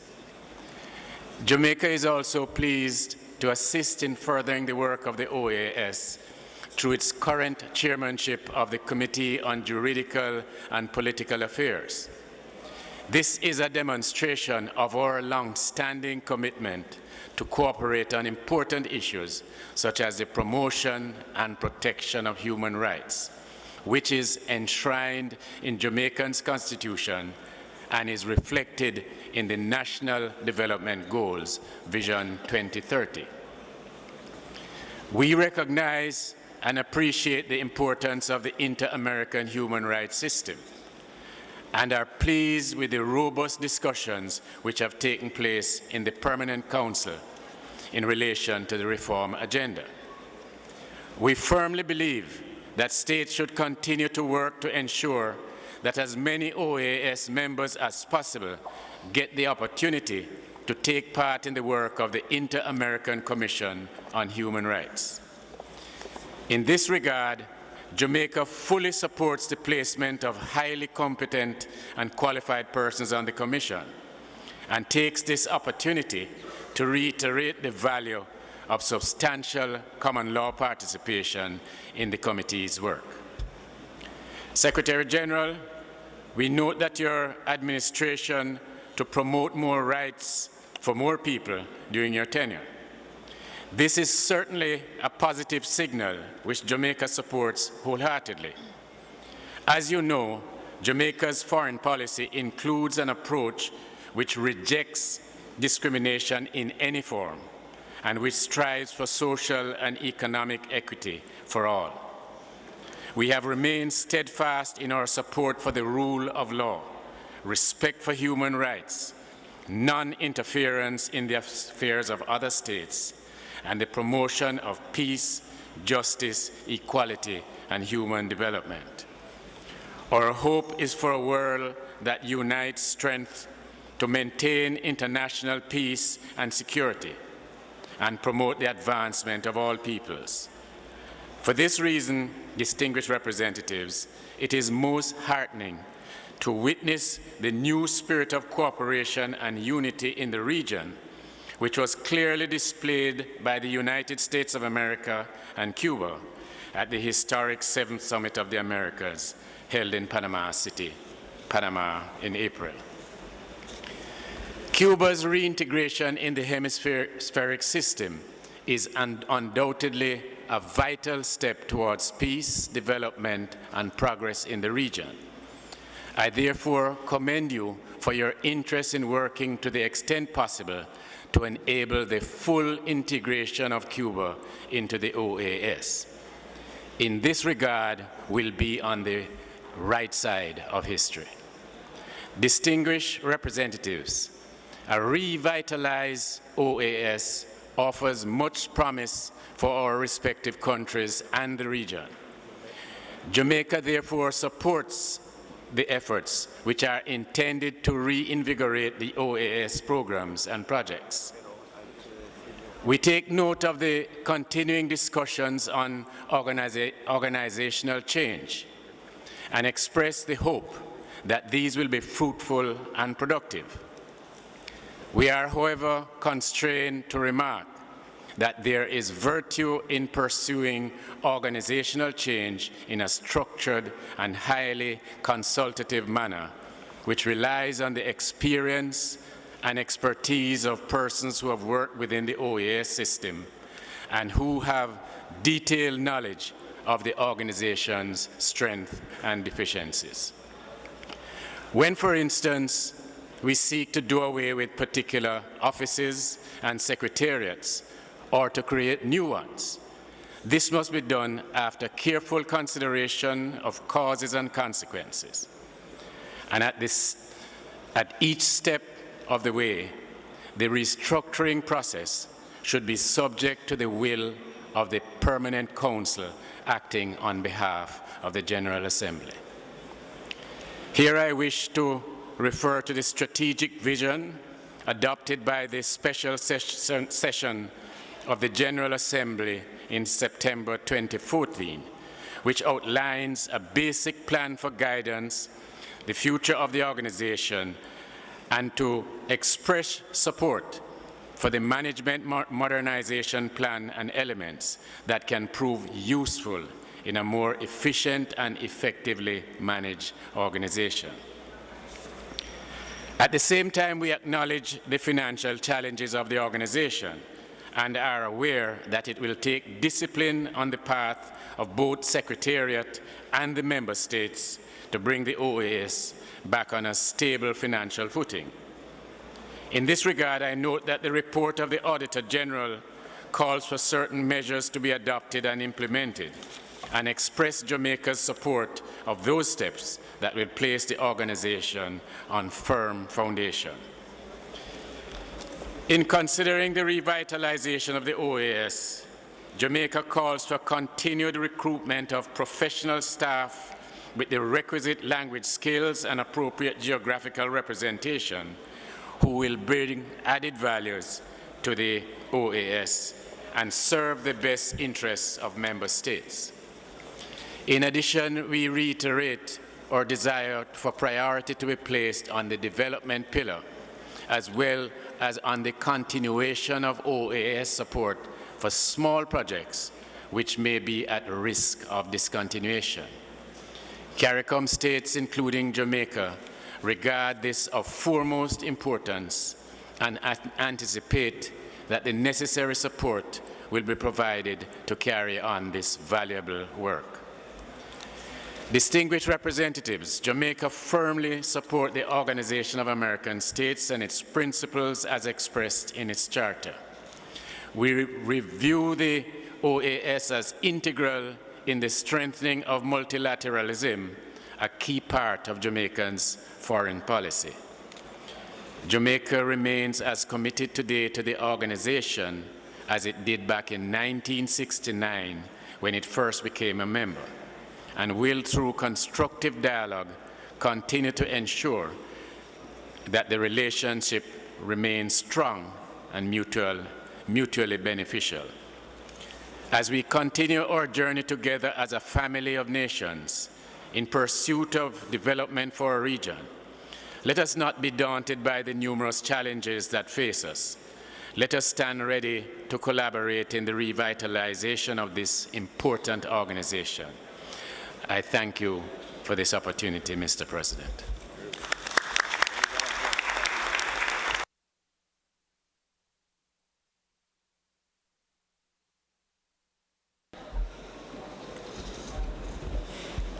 Nous remercions le procureur général de la Jamaïque, ayant officié à titre de ministre des Affaires étrangères. Nous reconnaissons la parole maintenant au distingué représentant de Sainte-Lucie, le ministre des Affaires étrangères. Sainte-Lucie, vous avez la parole.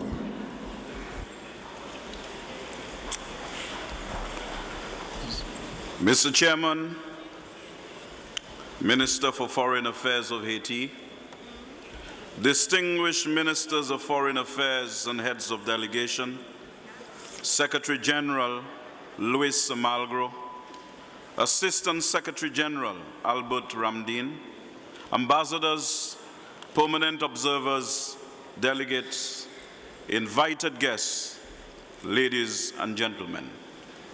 Mr. Chairman, I unhesitatingly take this opportunity to impart on behalf of the government and people of St. Lucia best wishes for a fruitful dialogue and candid discussions on a most apt and critical theme, the present and future of the OAS.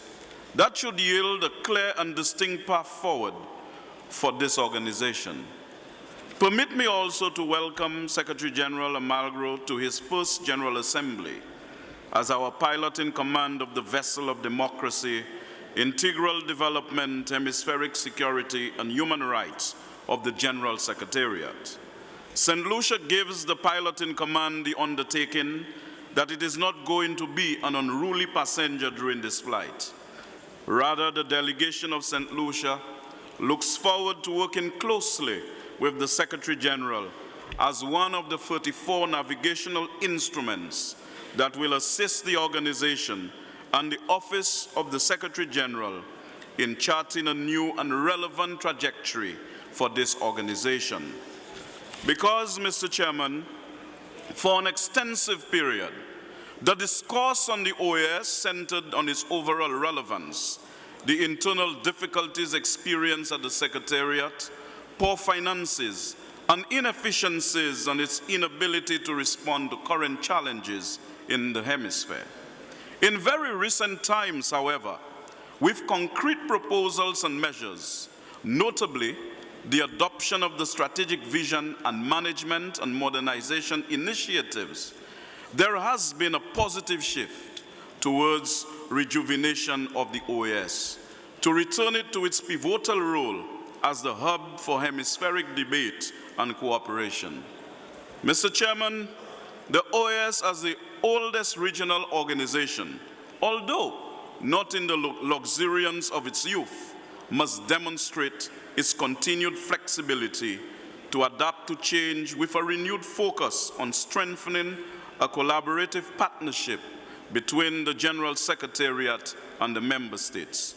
This will provide the required impetus to enhance the political will and commitment necessary to advance the work of the organization. Mr. Chairman, not only is the OAS the sole hemispheric organization that comprises all the countries of the Americas, but more importantly, it is vested with the experience to manage the diverse political and ideological differences of its members. Recognizing this critical role, and with the overall aim to breathe new life into the organization, it is imperative at this juncture to acknowledge the logic which led my colleague ministers to give careful and sensible treatment to the 4 pillars: democracy, integrated development, hemispheric security, and human rights. Article 1 of the Inter-American Democratic Charter states that democracy is essential for the social, political, and economic development of the peoples of the Americas.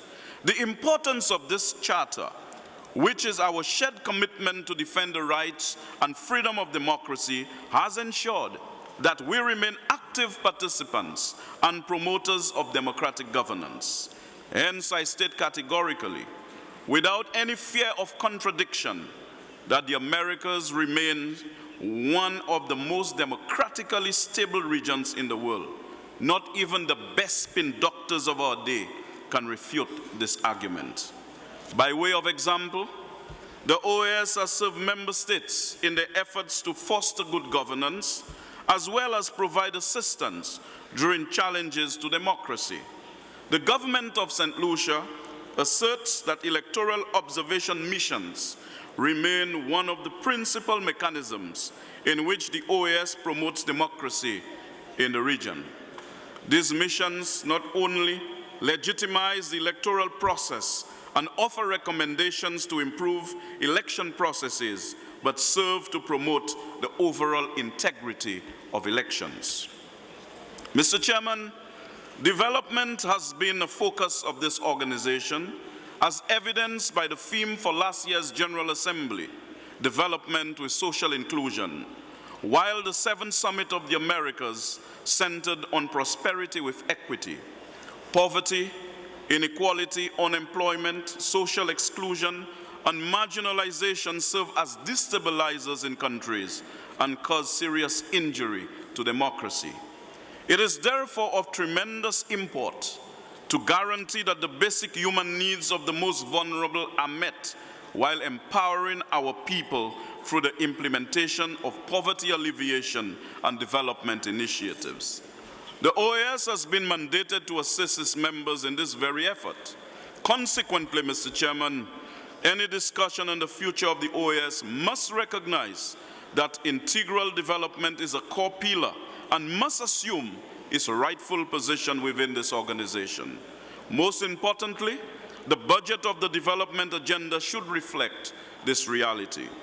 The OAS has made significant strides in promoting and strengthening regional cooperation as it relates to threats to citizen security, such as narcotics, human trafficking, terrorism, transnational organized crime, and corruption.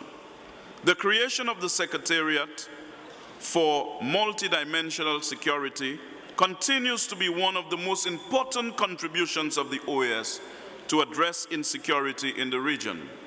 The OAS has led the debate and made a significant contribution to address the global drug problem. Furthermore, it has promoted key discourse on alternatives to incarceration and the treatment of drug dependence as a public health issue. The OAS must continue to serve as the agency that leads the coordination and cooperation efforts to confront crime and insecurity in this hemisphere. Promoting and protecting the human rights of our peoples is a key function of the OAS. The Charter establishes the Inter-American Commission on Human Rights as one of the principal organs of the OAS, whose function is to promote the observance and protection of human rights. It is essential in moving forward to further dialogue on the improvement and strengthening of the human rights system. Mr. Chairman, we should remain steadfast and resolute in our overall aim to restore confidence in this venerable organization and to ensure that it is able to adequately respond to the realities of the 21st century. The government of St. Lucia applauds the recent efforts of Secretary General Almagro to rectify the administrative deficiencies confronting the OAS and to improve the overall effectiveness and efficiency of the organization.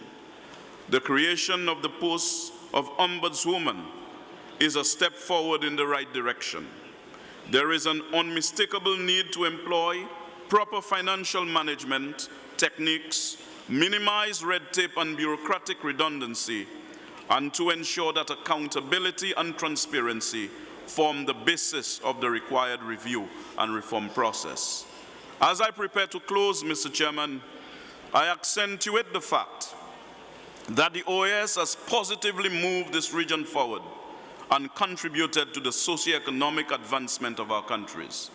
It has served as a focal point for the promotion of our shared hemispheric agenda.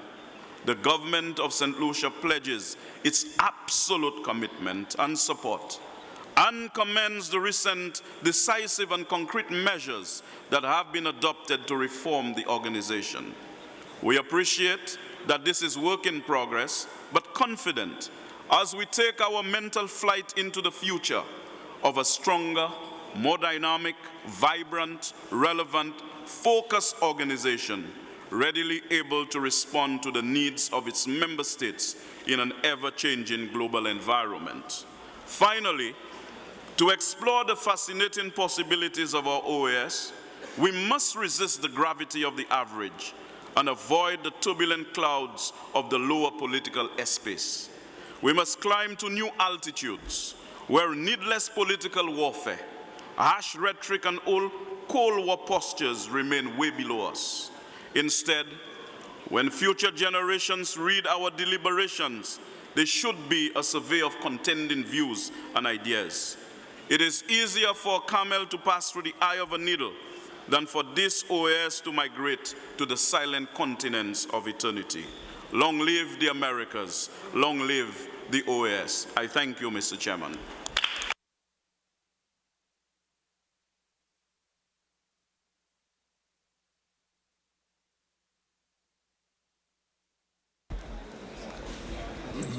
Merci, chers collègues. La parole est reconnue à la Guyane.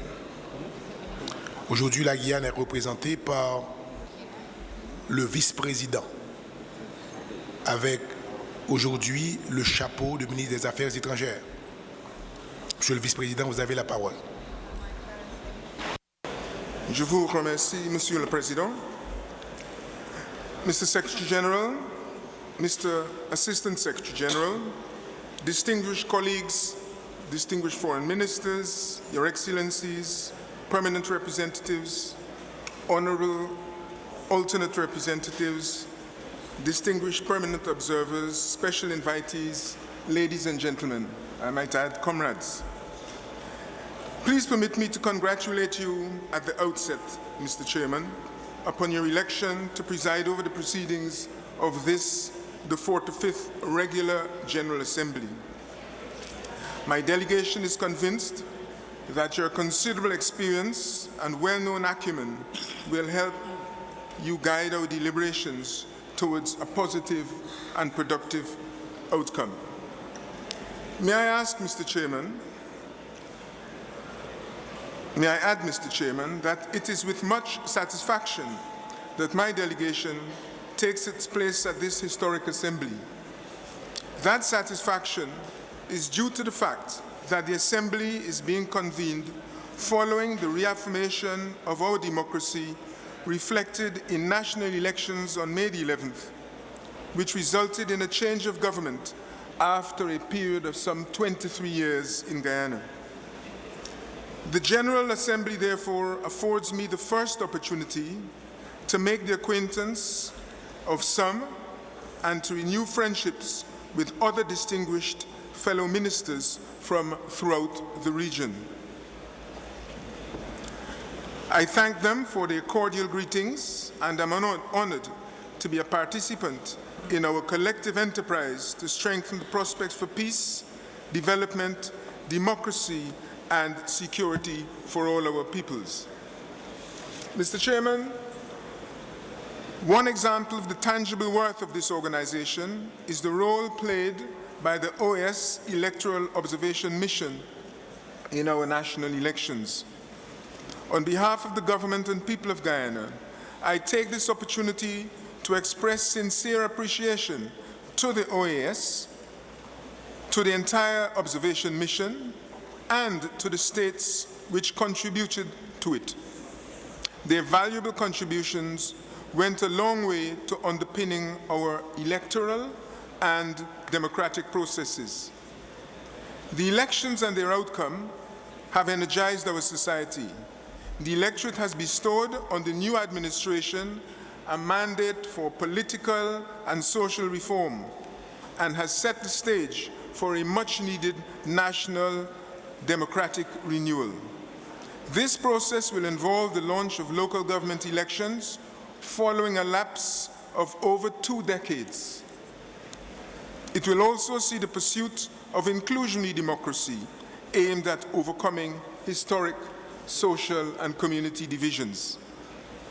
In addition, Mr. Chairman and colleagues, the new President of Guyana has declared the government's intention to combat the scourges of corruption and poverty, to improve security, pursue higher standards of executive behavior, higher standards of public service, and higher levels of education. We also pledge to offer better guarantees for social protection. The new government will also bring an end to the politics of social and community division and growing income inequality and widening wealth disparities, even in the face of rapid average rates of economic growth.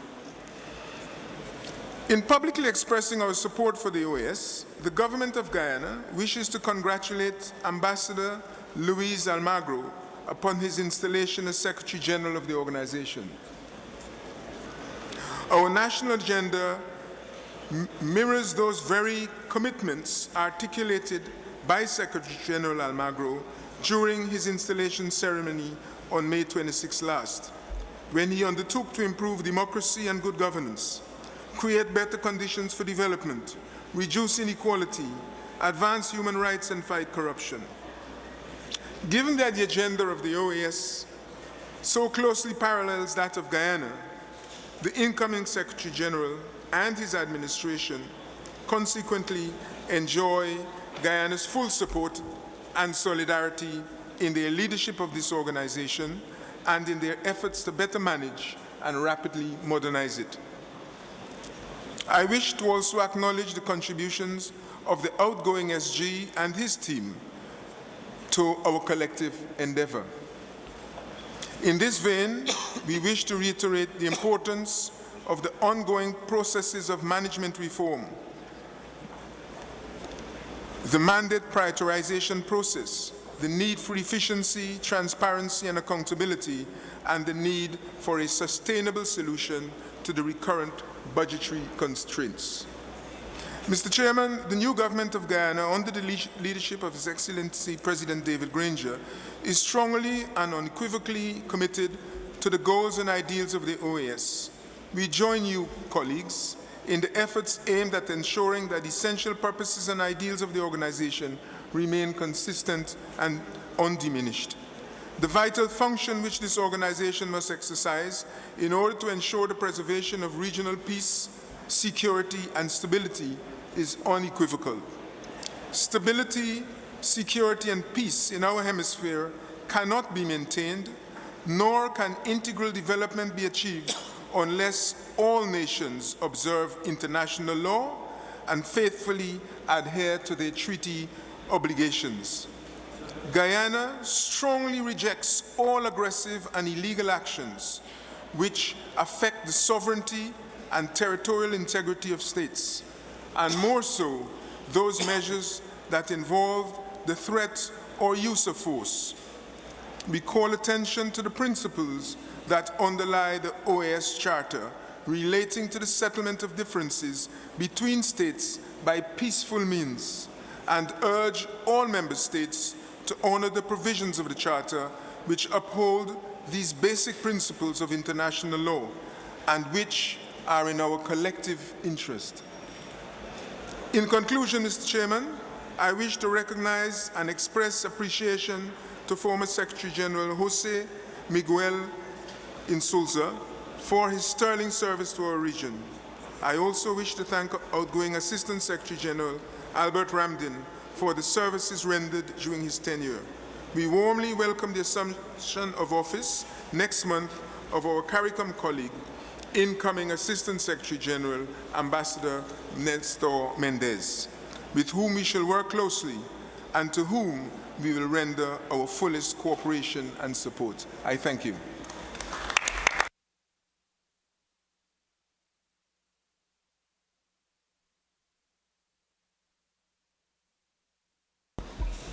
Je vous remercie, Monsieur le Vice-président. La parole est maintenant à la Grenade. Thank you. Mr. President, Mr. Secretary General, Assistant Secretary General and Assistant Secretary General-elect, distinguished ministers, excellencies, colleagues, and friends. Mr. President, I bring you greetings from Grenada's Foreign Minister, Dr. the Honorable Clarisse Modeste. Moreover, I have the distinct honor to express on her behalf our congratulations to the Secretary General, not only for his appointment, but also for the vim, vigor, and vitality he has brought to his office so early in his tenure. Mr. President, we gather at a critical juncture where we consider the present and the future of the OAS. It is a time of a new and multipolar world with new processes around new regional and international groups such as the BRICS and the G20. It is a time in which Asia and Africa are on the rise, a time in which the last vestiges of the Cold War are fast disappearing, and we take this opportunity once again to congratulate all for the resumption of dialogue between Cuba and the United States. It is a time when new major powers on the opposite side of the world is fast becoming a critical trading partner for just about every country in this hemisphere. And it's also a time when the region's fortunes and its outlook for growth are not robust. As such, it is a time when the national budgets are constrained and our ability to fund this very institution is limited. But, Mr. President, it's also a time when new winds are blowing with the arrival of the new administration for institutions. So it is fitting, therefore, that we consider our strategic vision, that we examine our management structures, our budgets, with a view to greater effectiveness and efficiency for the viability of our institution. A word of caution, however, we should guard against going with the greatest efficiency in the wrong direction. Mr. President, the present and future of our organization exists in a context of the present and future of the countries of this hemisphere and the region of the whole. They exist in the context of other regional blocs and global processes. They also exist in the context of planetary processes. In other words, to define our direction, we must broaden our gaze to the global context and the future challenges and opportunities. For example, this year, the international community is hoping for an ambitious agreement on climate change that would keep temperature rises to within 2 degrees above pre-industrial levels. And while it is encouraging to hear the recent G7 announcements on phasing out fossil fuels and a recommitment on the $100 billion per year for climate, the fact of the matter is that the commitments to greenhouse gas reductions fall far short of the target. Today, at just under 1 degree temperature rise, we see alarming signs of climate change, such as glacial retreats, floods, droughts, forest fires, crop failures, water shortages, hurricanes, storm surges, coastal erosion, coral bleaching. I can go on. These impacts affect us all, not just the island states. Our current trajectory could take us towards a 4-degree world projected by the World Bank, which would grievously undermine development, threaten human rights, and cause widespread insecurity.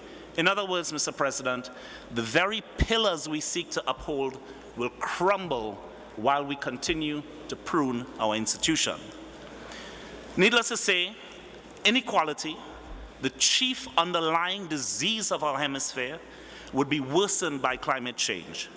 Today, although we've lifted 70 million people out of poverty and put 50 million people into the middle class, our region in the last decade, we still see that inequality in our region is still the highest amongst all the regions of the world.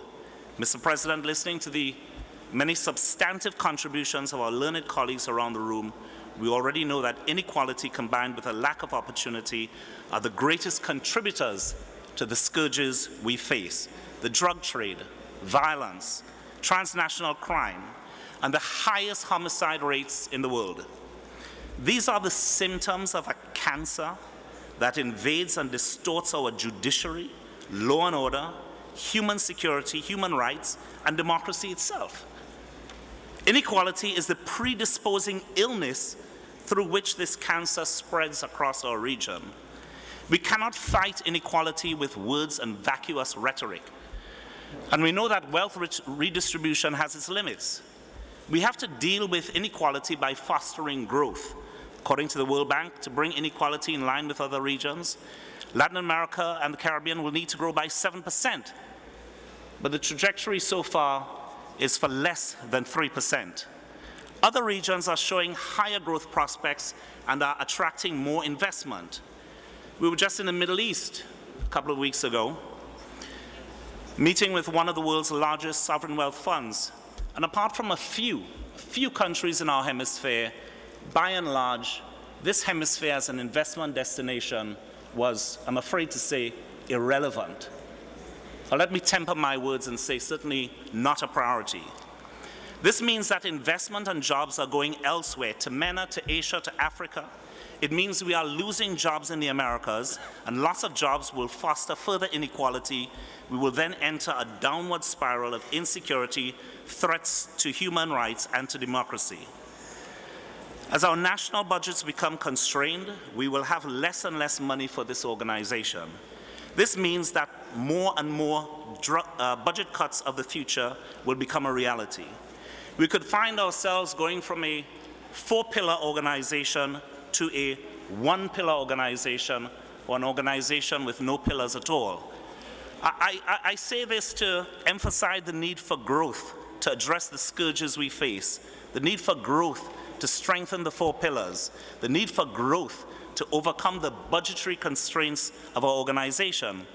And I say this to emphasize the need for growth through economic development and through integral development. Mr. President, given the fundamental need for growth in our hemisphere, you can well understand my delegation's dismay that not everyone at this General Assembly shares the same sense of urgency regarding the economic development needs of this region. It would be a folly to marginalize this as purely a Caribbean issue. There are murmurs that our institution should outsource and delegate the fundamental political directives on economic development to the regional banks and international financial institutions. And while we must work ever closely with these institutions, there is a fundamental flaw in any argument which seeks to abdicate the responsibility of strategic development directives to the banking institutions. First of all, the fiduciary duties of the banks are to the shareholders. The voting powers of many of our countries in this region, at the World Bank, for example, are limited. Secondly, the representation of countries in our region at the IDB is not universal. And thirdly, the rules that govern the bank-client-state relationship can never be a substitute for the necessary political directives that are needed to ensure inclusive growth in the region. So, economic development is not a responsibility that one can abdicate. Regional blocs with whom we seek greater interaction, such as the European Union, ASEAN, and the African Union, have not shied away from economic development challenges of their region. They have not relegated that responsibility, and neither should we. To do so would undermine the importance of this institution and hasten the day when the reality matches the current public misperception of this institution.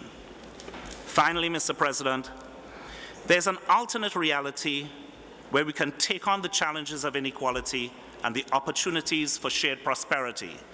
It is a future where this organization puts its full political weight towards the transformation of education, ICT and interconnectivity, entrepreneurship, energy and sustainable development. We therefore welcome the Secretary General's initiative on climate and disaster, Pan-American education, and interconnectivity. This is a promising start, and these strategic and focused efforts, delivered through a results framework, could promote the transformative growth that could underwrite our social programs and the very pillars of this institution. Indeed, more growth enables more people to enjoy more rights. Sustainable development with social inclusion and environmental integrity would deliver shared prosperity and the promise of a civilization of the Americas fit for the 21st century. Therefore, it is my delegation's view that of the four pillars, integral development is not only critical, but in fact, when you think about it, is perhaps more equal, because economic development and the growth of our region is what will safeguard the future of this institution and safeguard the pillars that we uphold. So, let us for once and for all perish this notion or any notion of defunding integral development. Mr. President, in closing, I take this opportunity to thank the outgoing Assistant Secretary General, Ambassador Albert Ramdin, for his sterling efforts over the years. And I also take this opportunity to once again welcome the Secretary General, Dr. Luis Almagro, and the Assistant Secretary General-elect, Ambassador Nestor Mendez.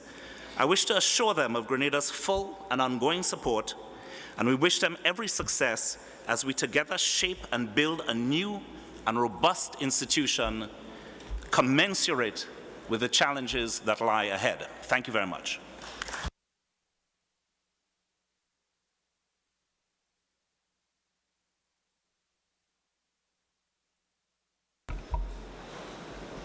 On remercie le Suriname.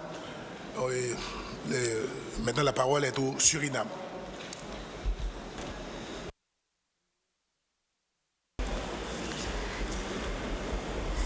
Secretary General of the OAS, Ministers of Foreign Affairs, heads of delegations, Assistant Secretary General of the OAS and Assistant Secretary General-elect, Excellencies, ladies and gentlemen. At the outset, allow me on behalf of the delegation of Suriname to congratulate you on the appointment as the President of this important assembly. Mr. President, the government of Suriname welcomes the central theme of this year's General Assembly and is of the view that this theme offers a substantial impetus and framework for furthering our collective endeavors towards a reformed and modernized organization of the 21st century within the context of the evolving economic, social, and political landscape of our hemisphere. We recognize the extensive efforts undertaken thus far to revitalize the organization on the basis of a new strategic vision, which is rooted in the 4 pillars and guided by the process of management modernization. Let me assure you that the government of Suriname is committed to render its full support to taking this process forward, since this will certainly contribute to institutional and organizational renewal, professional management, and a result-oriented performance. Secretary General Almagro, on behalf of the President of the Republic of Suriname, His Excellency Desiree Delano Bouterse, and the government of Suriname, I wish to reaffirm the support of my country in the execution of your work and extend our arms for increased partnership and collaboration with the new leadership of our organization. We wish to sincerely thank the former Secretary General for his work and commitment in leading the efforts towards the crafting and adoption of the strategic vision of the OAS. We also wish to recognize the service of the Assistant Secretary General, Ambassador Albert Ramdien, to the Organization of American States in the past decade. Mr. President, the government of the Republic of Suriname acknowledges that today the OAS stands as a strategic organization in the Americas built upon our most characteristic feature, namely the strength of our sub-regional and regional diversity.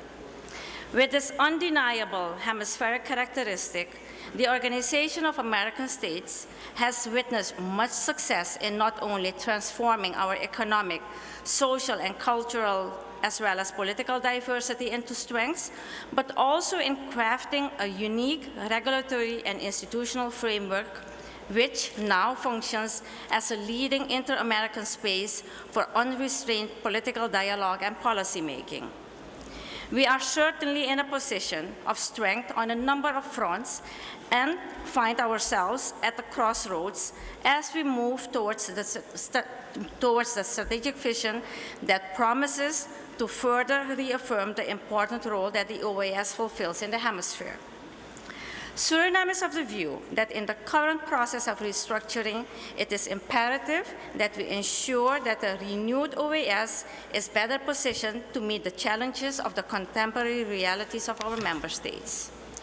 Only by doing so, we can rebuild the organizational capacity which is deemed necessary to regenerate and restore our multilateral relevance with full confidence in our traditions and values for ensuring dialogue, peace, security, and development. We believe, Mr. President, that this renewed impetus will further reinforce the Charter's mandate to enhance inter-American solidarity and cooperation among the member states. Suriname underscores that in order to uphold the position as the region's premier inter- and intra-regional political organization, the 4 driving pillars of the OAS must be regarded as critically interdependent and mutually reinforcing. As we address the future and work within the context of the strategic vision and the plan of action for management modernization, Suriname recognizes the pivotal role which the organization of OAS has played throughout the years in broadening the 4 pillars of the OAS. In particular, in the area of democracy, Suriname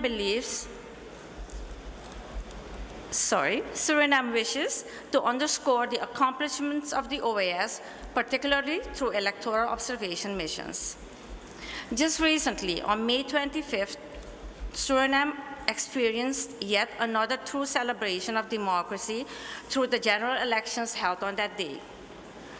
I take this opportunity, Secretary General, to thank the OAS again for its work during the election cycle and for supporting for what has been described as my country's orderly, peaceful, and even festive general elections. We also wish to express our gratitude to Chile, Canada, the United States of America, France, Italy, Spain, and the UK for making the OAS electoral mission to Suriname possible. Mr. President, Suriname recognizes the contribution of the inter-American human rights system in the observance and protection of human rights and fundamental freedoms as an essential pillar for the consolidation and strengthening of democracy in our hemisphere. The Republic of Suriname reiterates its stance that as part of the modernization process, the inter-American human rights system too will need to adapt to the contemporary political, economic, and social realities of the region. The rationale behind this stance is that a one-size-fits-all approach should not be a guiding principle in our efforts to further the inter-American human rights regime. Furthermore, Suriname believes that the relevant institutions in the inter-American human rights system should strive for equitable, effective, and transparent forms of management. Mr. President, the Republic of Suriname is of the view that the ever-evolving realities of the region force us to pay greater attention to, among others, the negative impact of climate change on small island developing states and countries with a low-lying coastal zone, the reduction of inequality and marginalization, social inclusion, and ensuring citizen security. It is of utmost importance that we commit ourselves to increased investments in education, innovation, and in science and technology, while recognizing the relevance of critical thinking for our technical workforce. My government is greatly committed to ensuring social inclusion and social development for all. That is why, on the national level, many initiatives have been undertaken in the last 5 years to address this issue and to ensure sustainable development for the people of Suriname. Suriname recognizes that numerous countries in our region are faced with challenges in relation to avoiding social conflicts and ensuring integral development for their populations. My government attaches great importance to dialogue and consultation as a means for prevention of possible social conflicts. Because issues related to land and natural resources extraction could potentially transform into social political conflicts, we believe that it is in the interest of our region that the OAS and its different secretariats working in this area support member states that seek to learn from experiences and best practices so as to possibly prevent and effectively deal with these tensions. Mr. President, Suriname reiterates the need to take concrete steps to enhance and diversify cooperation with developmental partners at all levels, both within and outside the inter-American system. We believe that this could be essential for gradually aligning the priorities of all interregional groupings, including the priorities of CARICOM, UNASUR, Mercosur, and CELAC, with the priorities of the Greater Western Hemisphere. This extension of innovative ways of cooperation will require that we streamline our mandates, activities, and actions, and that we create realistic synergies to ensure efficiency and effectiveness. Hence, it will not only be of critical importance to align the ideals of a result-driven organization alongside the visions of its future, it will be of equal importance that we, the member states, urgently engage into finding solutions and determine mechanisms so that the OAS can meet its financial obligations and effectively fulfill the mandates entrusted to our organization. In addition to the financial aspect, Suriname envisages a clear streamlining of the organizational scope and the strengthening of the institutional capacity of our organization while considering the obligations, functions, and mandate of the General Secretariat. We therefore look forward to the purposeful engagement of this organization's dynamic pool of human talent in the reform process that could reflect a fair and equitable representation of all regions. In our initiatives for reform, Suriname believes that we also need to reconceptualize and strengthen the national offices in support of the developmental efforts of the OAS member states. These offices must serve as effectual extensions of the Secretariat, representative of the mission and the mandates of this new OAS. In restructuring our organization, we will enhance our multilateral legitimacy and heighten our position of strength on all fronts. Mr. President, at that point, this OAS will more aptly serve as not only a platform, but also as a trusted vehicle for political dialogue along peace building and conflict resolution, reflecting the professional, humane, and democratic values that we so cherish in this hemisphere. As a starting point, we must position the inter-American solidarity as a guiding principle. In closing, Mr. President, I reaffirm that the government of Suriname fully commits itself to the process of reconvergence and collaboration in order to restructure the OAS. We believe that a revitalized OAS will certainly be able to serve the interests of all the countries and the peoples of the Americas. I thank you.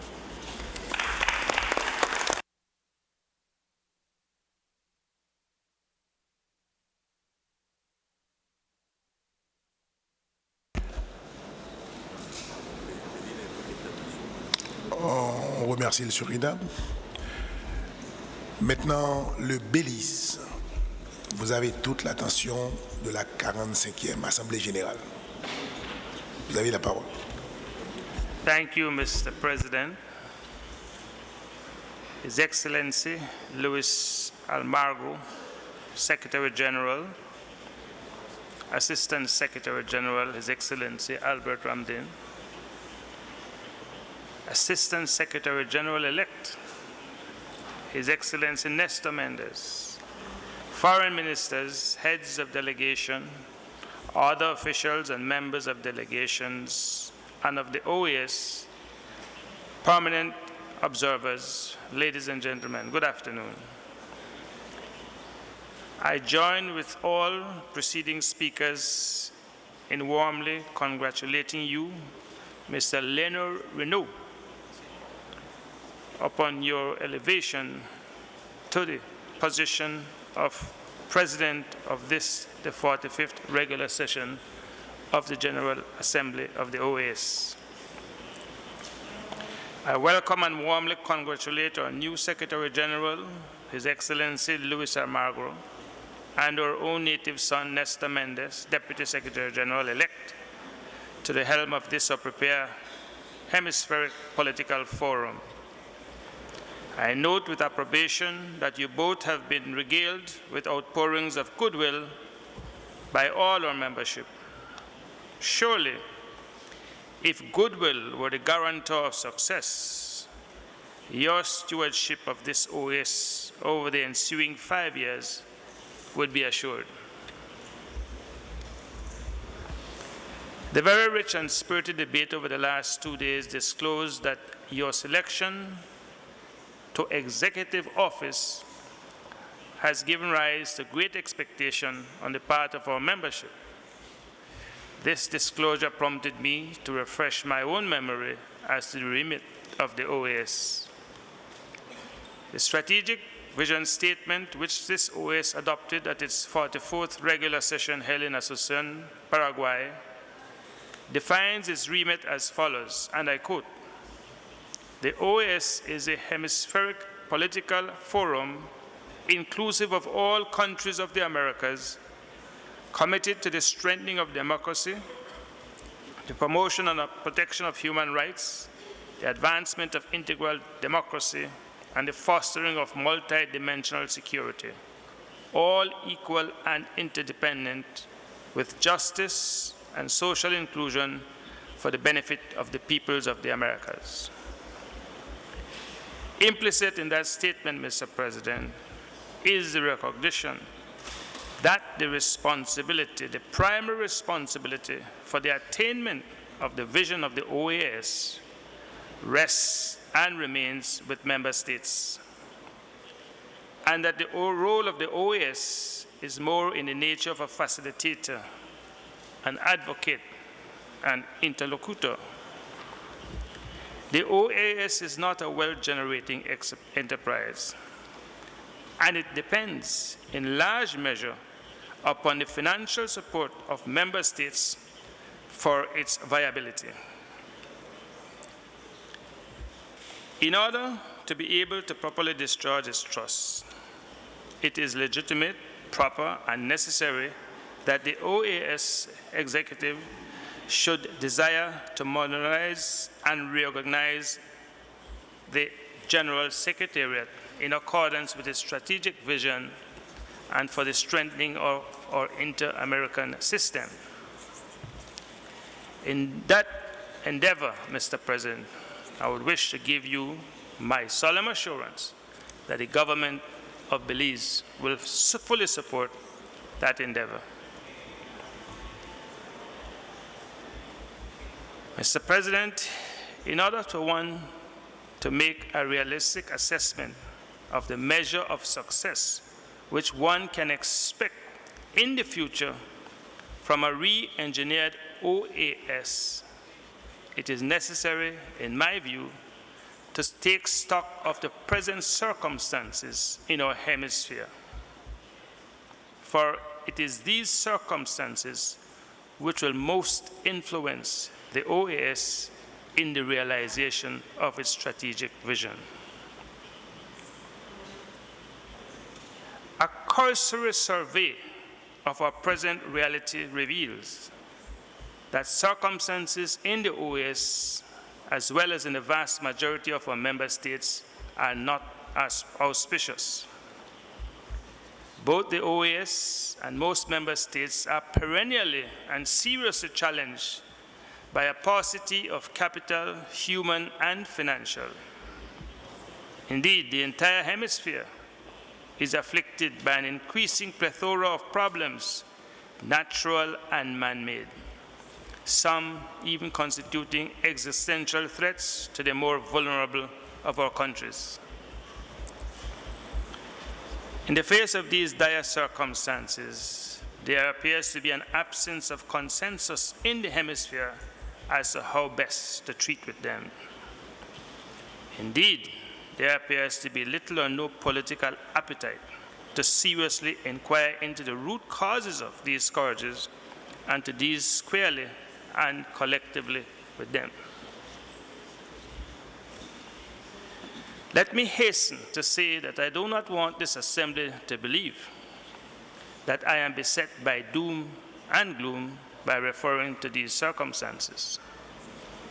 On the contrary, I am quite optimistic by the resolve of our new management team to modernize and re-engineer our Secretariat to enable it to be better able to discharge its trust. My reference to these baleful details is with a view to emphasizing the need for each and every member of our OAS to assume its responsibility in a timely manner to furnish the resources that the OAS will need if it is in fact to realize its strategic vision and provide us all with the programs and services which it has so faithfully been providing to us in the past. There are no lunch that is free today, no free lunches.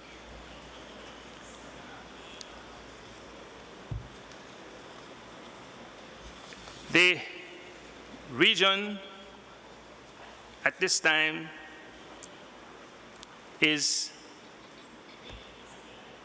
beset with disparity in wealth and knowledge, which continues to widen inexorably.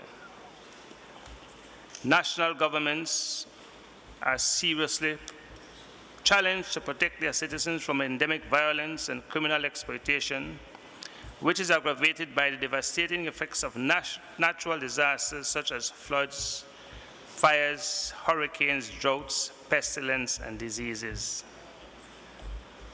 These are having a debilitating effect on our developmental initiatives. These are severely compromising the safety, security, development, and well-being of too many of our citizens. In short, Mr. President, the challenges in our hemisphere are multiple and serious, but the political will and necessary resolve to effectively deal with them are sorely lacking. These are the circumstances, then, that are confronting the new leadership of the OAS today. They are truly formidable, and they will most certainly severe, and they will most certainly constrain the ability of the leadership team to discharge the core functions of the OAS in this hemisphere. In the circumstances, prudence would tend to dictate that a posture of guarded optimism as to one of great expectation may be the better course to adopt at this time, unless, of course, all our countries resolve to provide the necessary resources that the leadership will need to do its work. As the new leadership settles in and the modernization and reorganization exercise proceeds, it is Belize's hope that due consideration will be given to equitable geographic distribution in the staffing of the OAS, thereby redressing an imbalance in the staffing of this institution, which has long been a cause for disquiet among Caribbean nations. It is also our hope that pre-election promises of executive co-management will be adhered to. Mr. President, it would be an unpardonable error on my part if I were to end this intervention without recording our deepest gratitude to the OAS team headed by former Secretary General Jose Miguel Insulza, his Deputy Secretary General Albert Ramdin, and most particular to the members of the OAS team, which is responsible for the adjacency zone between Belize and Guatemala, for the tremendous support given to my country, Belize, by the entire team, and particularly by those who are out there in the wild. I would also like to take this opportunity to thank the government of Guatemala, and in particular its Foreign Minister, Carlos Raul Morales, for working assiduously with Belize in the implementation of confidence-building measures between our two countries, while we simultaneously work towards holding the necessary referenda for the obtaining of the necessary permission from our citizens to take this ancient dispute to the International Court of Justice for a final resolution. Both in the case of the officials of the OAS and the officials of the government of Guatemala, we have seen professional behavior of the highest order, and I would like to thank and commend them both for that. I thank you.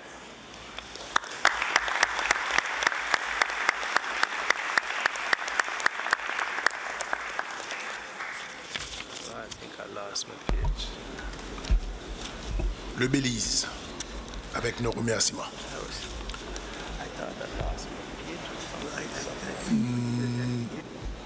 Plus de délégations n'étant retenues à prendre la parole, nous fermons la parenthèse sur le thème central de cette 45e Assemblée, savoir OEA aujourd'hui et demain.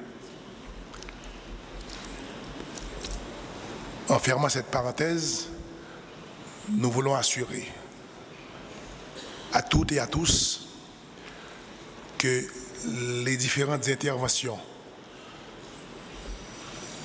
de cette plénière seront archivées au procès-verbal de la 45e Assemblée. Nous sommes arrivés à l'heure du déjeuner. Nous fermons la séance et vous donnons rendez-vous pour la 4e plénière de cette salle cet après-midi à 3 heures. Je remercie tout le monde. La séance est levée.